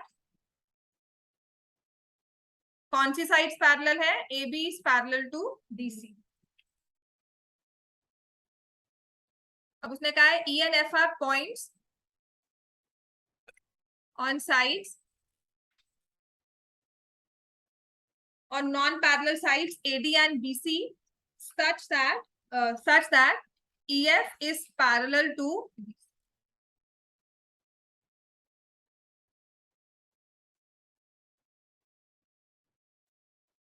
इतना कुछ लिखने की जरूरत नहीं है. वो तो तब होता है कि जब क्वेश्चन ना आता हो और हमें गिवन लिखना है, कुछ लिख के आना है, तो हम पूरी लाइन टेप देते हैं. ठीक है, E and F are points. अगर आता है तो टाइम सेव करो. EF is parallel to AB. EF is parallel to AB. To prove AE upon ED, हम ले रहे हैं ratio AE upon ED is equal to BF upon FC. AE upon ED is equal to BF upon FC. मैं कह रही हूँ कि ratio को सेम करना है ना. और जो हमने अब तक बात की है रेशियो की, जो हमने अब तक बात की है रेशियो की, वो बात की है बेसिक प्रोपोर्शनैलिटी थ्योरम में, और वो भी चलती है ट्रायंगल में. अब यहाँ पर ट्रेपीजियम में कोई ट्रायंगल बन रहा है? नहीं. तो इसमें हम क्या करेंगे? कंस्ट्रक्शन. तो कंस्ट्रक्शन में I am writing basically join AC बस.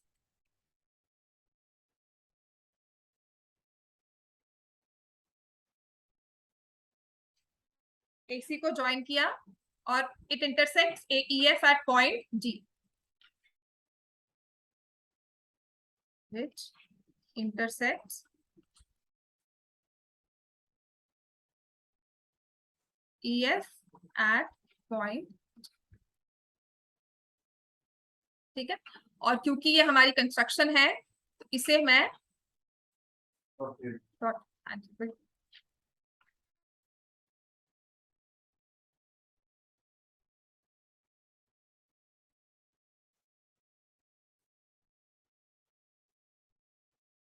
ठीक है, प्रूफ।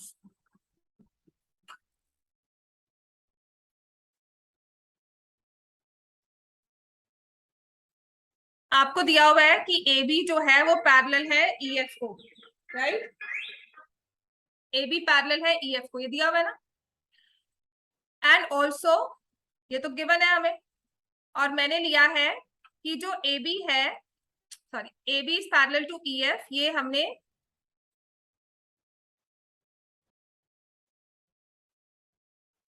ठीक। और एक मुझे और गिवन है that says AB is parallel to DC because this is trapezium। ठीक है, तो यहां से मैं क्या निकालूंगी, यहां से रिजल्ट क्या निकलेगा, AB is parallel to EF is parallel to DC। Lines which are parallel to same line are parallel to each other। Lines which are parallel to the same line are parallel to each other। इतना clear है हमें? ठीक है, तो पहले हम starting में ये यूज कर लेंगे।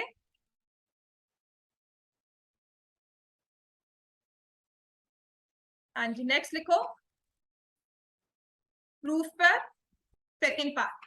सो नाउ हम, मुझे पता है कि मैं इसमें बीपीटी यूज करने वाली हूँ, तो बीपीटी हम यूज करते हैं इन ट्रायंगल्स। तो पहले लिखेंगे in triangle ADC, in triangle ADC.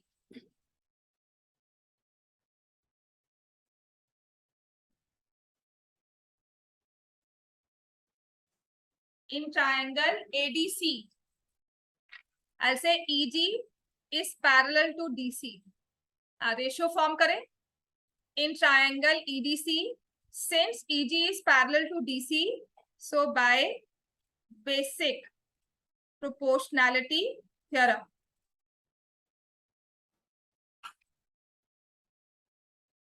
by basic proportionality theorem।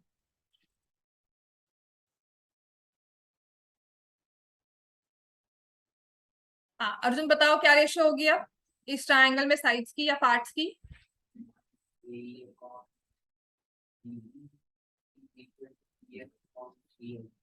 Very good, है ना। हाँ, AE upon DE is equal to BF upon CF, directly prove कर दिया। हम क्या करते हैं, एक ट्रायंगल की बात कर रहे हैं, तो जो BF और CF है ये ADC में कहां पर आया बताओ मुझे। हाँ जी अर्जुन, ADC में BF और CF कहाँ आ गया? ट्रायंगल ADC यहाँ है, BF और CF में तो उसका कोई वजूद ही नहीं है। और तुम कह रहे हो कि AE upon DE is equal to AG upon GC।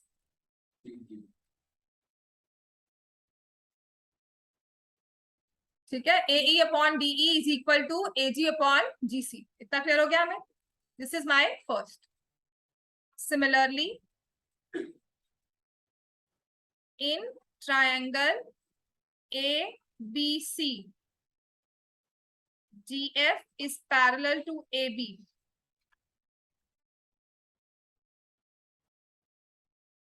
GF is parallel to AB, तो इसमें अब मैं रेशियो फॉर्म कर रही हूँ, CF upon BF will be equal to CF upon BF, किसके इक्वल होगा? CG by AG।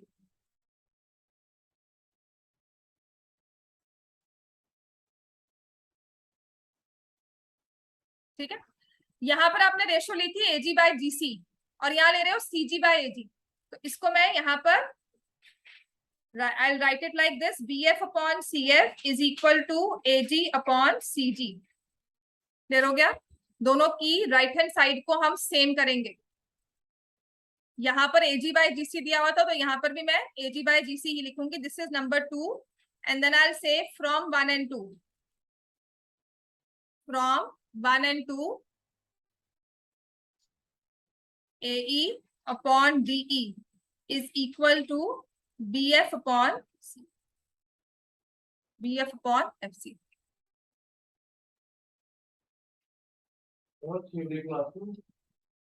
में आना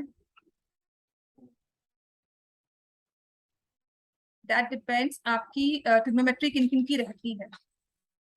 फर्स्ट क्लास ट्रिग्नोमेट्री की जिसकी रहती है उसके लिए क्लास हो जाएगी, बाकी सब बताना। पर हाँ, नो प्रॉब्लम। तो हेंस प्रूव्ड, ठीक है। अब आ जाओ example number 3।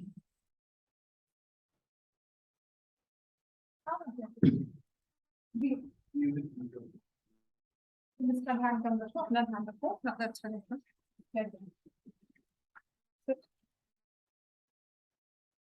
Example number 3।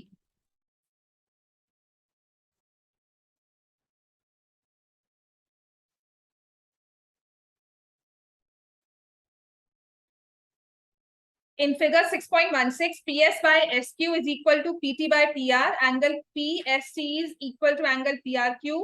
Prove that PQR is an isosceles triangle.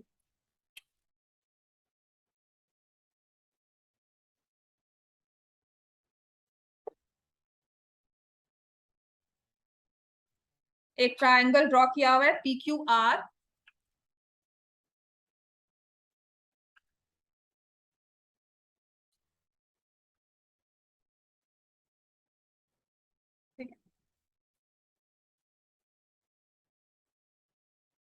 PST is equal to PRQ. तो पहले मैं लिखूंगी given triangle PQR such that PS upon SQ is equal to PT by TR. Angle PST is equal to angle PRQ. To prove triangle PQR is an isosceles triangle. ठीक है हाँ जी, isosceles triangle कौन सा होता है? कौन सी दो sides equal? ऊपर वाली दो क्यों लेते हैं? क्योंकि हम जनरली बेस को छोड़ देते हैं, जो वर्टिकल साइड्स होती हैं उन्हीं को लेते हैं। तो मुझे क्या प्रूव करना है इसमें? PQ is equal to PR। ये बेसिकली मुझे प्रूव करना है व्हेन आई से आइसोसेलेस ट्रायंगल। ठीक है, तो कंस्ट्रक्शन इसमें कुछ नहीं है बिकॉज ट्रायंगल बना ही हुआ है। प्रूफ, जब आप इस चीज को देख रहे हो PS अपॉन SQ और PT अपॉन TR, तो क्या समझ में आ रहा है? जब रेशियो सेम होती है तो क्या होता है? ST parallel is ST will be parallel to QR। समझ में आ गया? क्या यूज करेंगे इसमें हम? Converse of basic proportionality theorem, और उसे लिखेंगे in triangle PQR PS upon SQ is equal to PT upon TR. Therefore, by converse of basic proportionality theorem,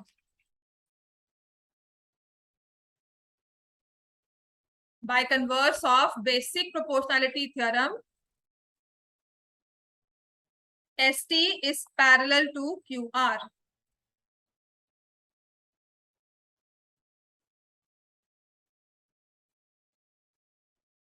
समझ में आ गया इतना?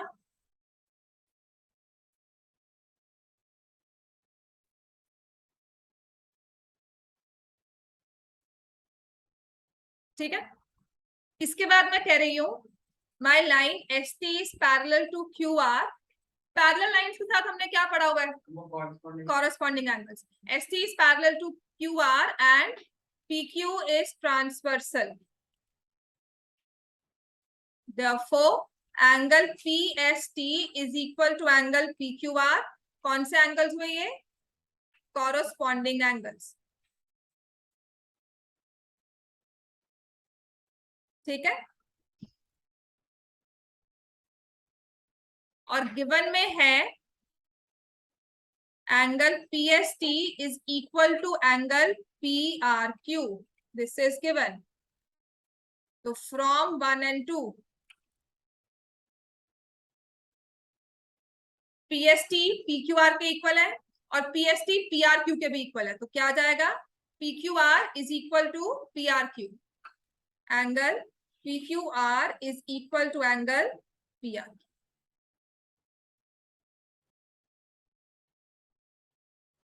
आप कह रहे हो ये वाला एंगल इसके इक्वल है, और ये एंगल इसके इक्वल है, तो ये भी आपस में क्या हो गए, इक्वल। ठीक है, आइसोसेलेस ट्रायंगल प्रॉपर्टी यूज करेंगे इसके बाद। अब आप लिखोगे in triangle PQR। After this हमारा थर्ड पार्ट जो आएगा, in triangle PQR, angle PQR is equal to angle PRQ proved above, therefore PQ is equal to PR, है ना, PQ is equal to PR। अब इसे आप लिखते हो आइसोसेलेस ट्रायंगल थ्योरम, या sides opposite to equal angles are equal, sides opposite to equal angles of a triangle are equal, PQ is equal to PR, isosceles triangle है। इतना clear है हमें?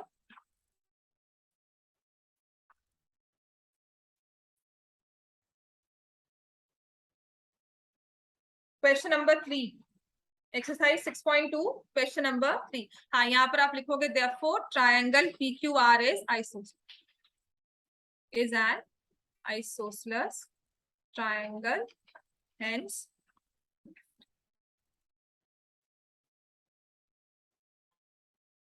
ठीक है। 6.3 का क्वेश्चन नंबर 3, 6.2 का क्वेश्चन नंबर 3, 3, 4, 5 और 6 अगर जितने हो रहे हैं काफी हो जाएंगे, बहुत छोटे क्वेश्चन आएंगे, बहुत आराम से हो जाएंगे, इजी है। क्वेश्चन नंबर 3, क्वेश्चन नंबर 3 कर लो, एक बार सिलेबस हो गया, रिविजन हो जाएंगी, पेपर में तुम्हारी मार्क्स आएंगे बाद में। Question number 3, in figure 6.18 LM is parallel to CB, LN is parallel to CD, prove that।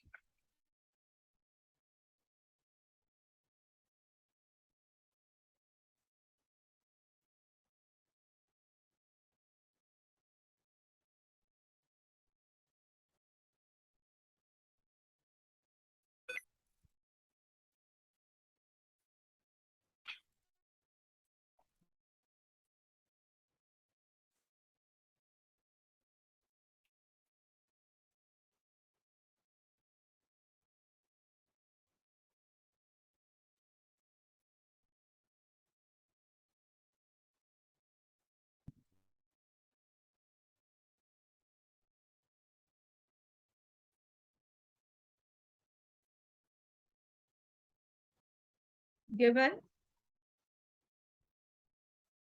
LM is parallel to CB and LN is parallel to CD,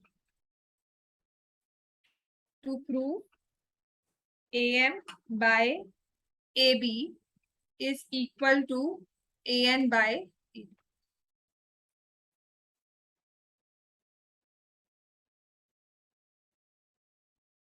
proof करना है AM by this complete side AB is equal to AN by the complete side AD। ठीक है, अब तक मैंने सिर्फ पढ़ाया है आपको बेसिक प्रोपोर्शनैलिटी थ्योरम, फाइन। और बेसिक प्रोपोर्शनैलिटी थ्योरम किस में आती है, ट्रायंगल्स में, राइट। तो जब मुझे ये फिगर दिया ना, इसने प्रूफ में या गिवन में मेंशन नहीं किया हुआ in triangle ABC LM is parallel to BC, तो मैं स्टार्टिंग वही करूंगी कि in triangle ABC LM is parallel to CB, this is given. तो ये मेरे पास आ जाएगा बाय बेसिक प्रोपोर्शनैलिटी थ्योरम।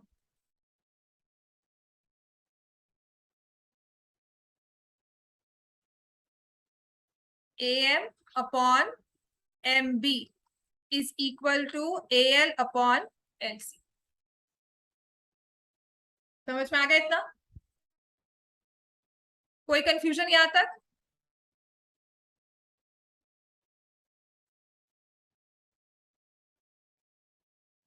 ठीक है, अब दूसरा वाला ट्रायंगल कौन सा लेंगे, इन ट्रायंगल कौन सा लेंगे बताओ तरन? ABC, समझ में आ गया, इन ट्रायंगल ADC। तो यहाँ पर अगर मैंने सिमिलरली लिख दिया तो वही बात है, वरना आप दूसरी बार भी लिख सकते। Similarly in triangle ABC LN is parallel to CD, so by basic proportionality here। वैसे तो अगर एक बार लिख दिया तो बार बार नहीं लिखते, तो यहाँ पर आप डायरेक्टली देयरफॉर लिख सकते हो। और यहाँ पर मैं रेशियो फॉर्म करूंगी AN upon ND is equal to AL upon LC। This is number 1, this is number. Clear हो गया इतना? फ्रॉम 1 and 2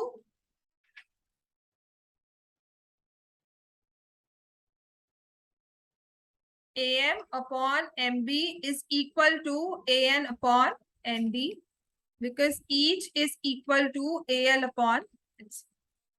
दोनों ही रेशियोज जो है AMMB ANND ALLC के इक्वल है, तो इसका मतलब आपस में ये इक्वल है। यही प्रूव करना था। प्रूफ क्या करना है हमें? AM upon AB। AM चाहिए है ना, और साथ में कंप्लीट साइड AB। तो जो पार्ट चाहिए होता है दोनों में से उसे कहाँ लेके जाते हैं? In the denominator. तो अब मुझे इसको लेके जाना है AM I want, AN I require to stay in my answer। तो मैं लिखूंगी therefore MB upon AM is equal to ND upon AM। Add 1 on both sides। तो ये आ जाएगा MB upon AM plus 1 ND upon AN plus 1।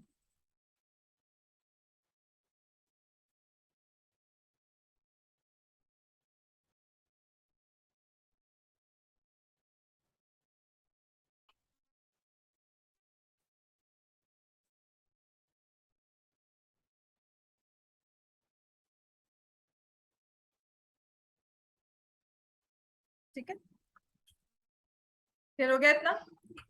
और AM upon AB is equal to AN upon AD, hence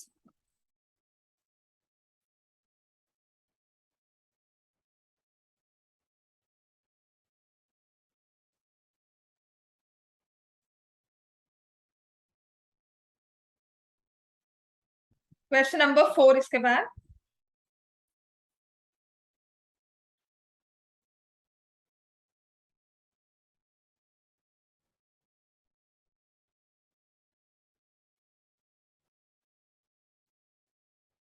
figure draw करो। साकेत लिख लिया question? हाँ हाँ, yes ma'am. पढ़ रहा होगा कि नहीं? नहीं।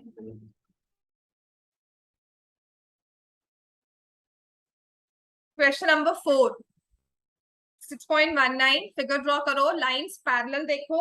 यहाँ पे मैं कहती हूँ कंफ्यूजन होती है जहां पर हमें कॉरेस्पॉन्डिंग पार्ट्स को लिखना होता है। I am not talking of corresponding sides, पे कॉरेस्पॉन्डिंग पार्ट्स की बात कर रही हूँ। ठीक है, क्लियर हो गया इतना? स्टार्ट करो क्वेश्चन 4 से। तो एक ट्राइंगल दिया हुआ है, पहले तो ट्राइंगल ही ड्रॉ कर लो। DE is parallel to AC and DF is parallel to AE। So first of all मुझे एक ट्राइंगल ABC दिया हुआ है।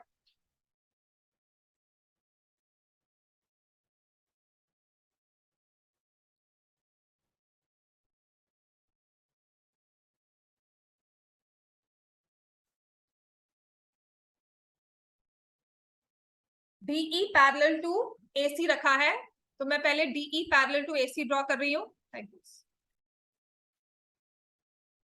So this is DE parallel to AC। ठीक है, मैंने सिंबल ऑफ पैरेलल लाइंस, जो सेम एरोज होते हैं ना सेम डायरेक्शन में जाते हुए, ये पैरेलल लाइंस का सिंबल होता है, राइट। और फिर उसने कहा है कि आपने AE और DF को पैरेलल ड्रॉ किया है। तो AE तो मुझे पता है ना, ये वाली लाइन है। मैंने पहले AE ड्रॉ कर लिया और यहां से फिर मैंने लाइन ड्रॉ की FD, जो कि पैरेलल होगी EA से। समझ में आ गया? सो अब मैं एरोज जो है या तो मैं डबल वाला ले लूंगी डिफरेंशिएट करने के लिए, डायरेक्शन दूसरी ले लूंगी, ऐसे ले लूंगी। दोनों में से कोई भी एक चीज ले लो, तो तुम डायरेक्शन लो कि नहीं जी मुझे ऐसे लेना है, या दो डबल एरोज। क्या हो गया? हाँ, given DE is parallel to AC and DF is parallel to AE. To prove BF upon FE is equal to BE upon EC, ये हमें प्रूव करना है, ठीक है। रेशियोज की बात हो रही है, पैरेलल साइड्स दी हुई है, पैरेलल लाइंस दी हुई है। Then I talk of proof, तो ऑफ कोर्स अब आपको पता कैसे लगेगा कि कौन सा ट्रायंगल पहले लेंगे, कैसे लेंगे। आपको DE और AC पैरेलल दी हुई है ना। DE और AC में एक लाइन लंबी होगी, एक छोटी होगी। तो जो छोटी होगी वो ट्रायंगल के अंदर होगी, और दोनों में से एक ट्रायंगल की एक साइड बनेगी, राइट। तो अगर मैं AC ले रही हूं विद साइड AC, ट्रायंगल कौन सा बन रहा है? ABC। समझ में आ गया? तो आप DF और AE को फिलहाल भूल जाओगे, आपके लिए सिर्फ ट्रायंगल ABC रहेगा। इन triangle ABC, because I have DE is parallel to AC, since DE is parallel to AC, which is given by basic proportionality theorem.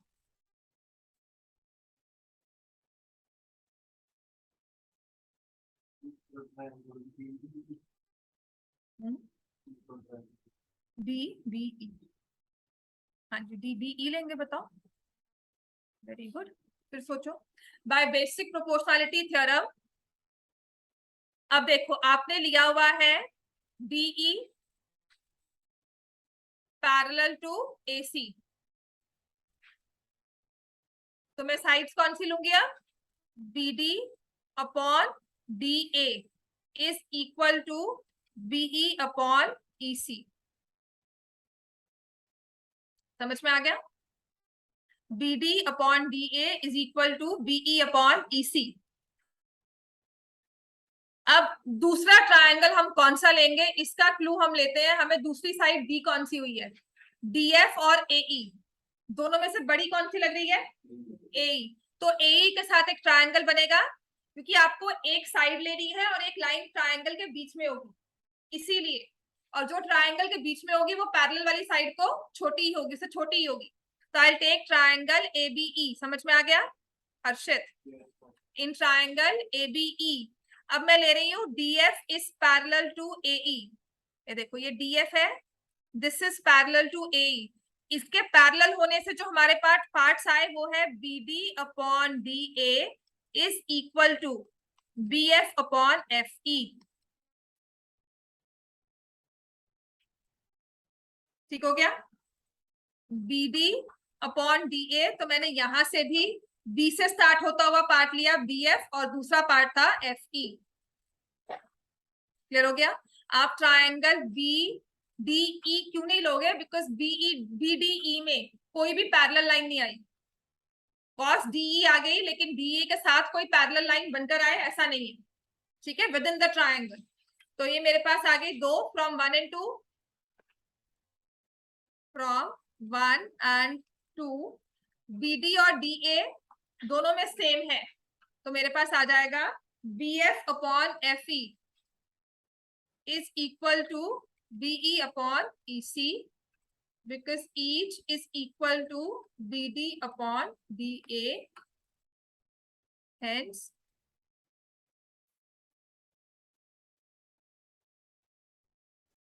इसके बाद question number 5।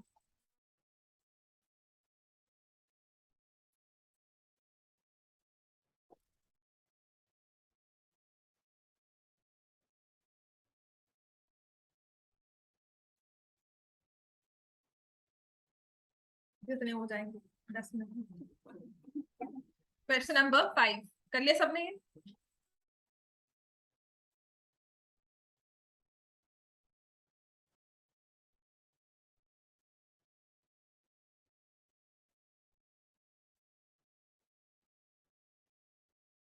In figure 6.20 DE is parallel, रख दो उसको,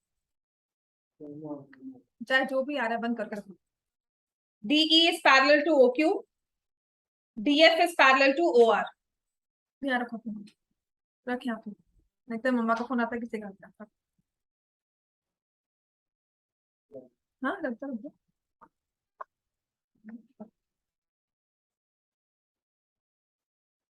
हर बार आकर ना phone यहाँ पे रखना, मम्मा का आएगा मैं अटेंड करूंगी, ठीक है। जब भी मम्मी का फोन आएगा ना तो वायलेट इनसे पूछूंगी, मैम क्या बात होगी, आपको पता है वो क्लास में है, आपको विश्वास नहीं है कि वो क्लास में बैठा हुआ है ना।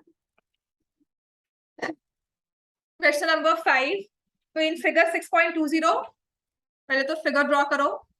ये कॉम्प्लेक्स एक फिगर जो हमें दी हुई है,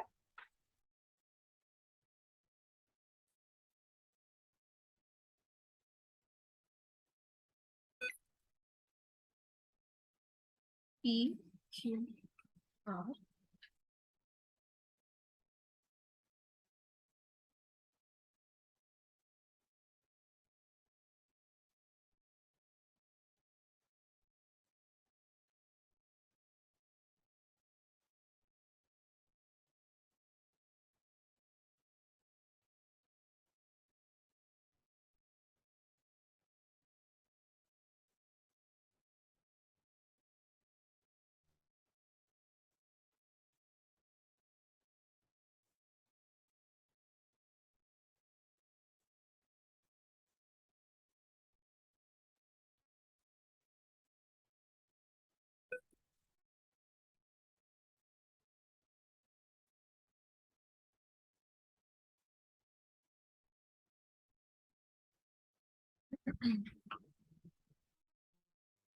So we are given DE is parallel to OQ and DF is parallel to OR.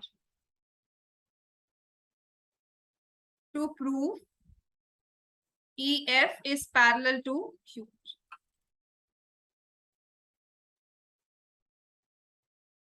आपको पहले दिया हुआ है जो ये वाली लाइन है आपके QO को पैरेलल है, तो इन दो लाइंस के साथ अगर कोई ट्रायंगल, ऐसा ट्रायंगल जिसमें दोनों हो, एक साइड और इन बिटवीन एक लाइन, तो कोई है ऐसा ट्रायंगल, इन ट्रायंगल POQ, समझ में आ गया। आई एम टेकिंग ट्रायंगल POQ क्योंकि OQ उसमें एक साइड है और DE उस ट्रायंगल के इन बिटवीन है, तो I am taking triangle POQ। I am given DE is parallel to OQ, therefore by कौन सा रूल आएगा, by basic proportionality theorem,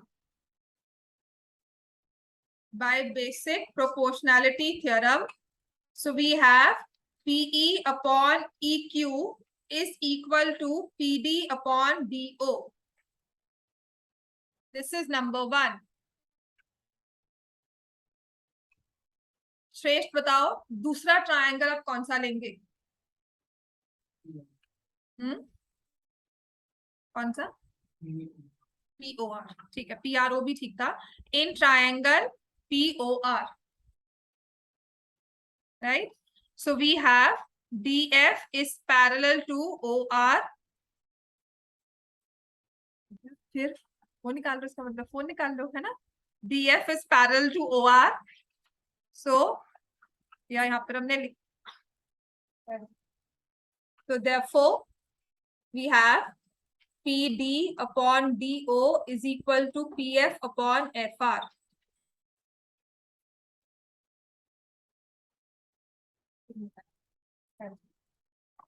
This is number 2.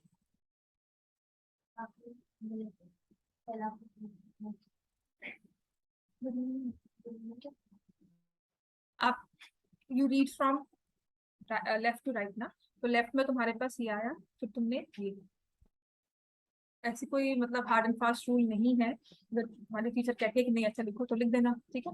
I have no objections and if you want I write like that, अगर आप तो, हाँ मुझे ऐसा कुछ नहीं है, मतलब होता नहीं है ये, फ्रॉम 1 and 2, फ्रॉम 1 and 2, तो मेरे पास आ जाएगा PE upon EQ is equal to PF upon FR, each is equal to PD upon DO.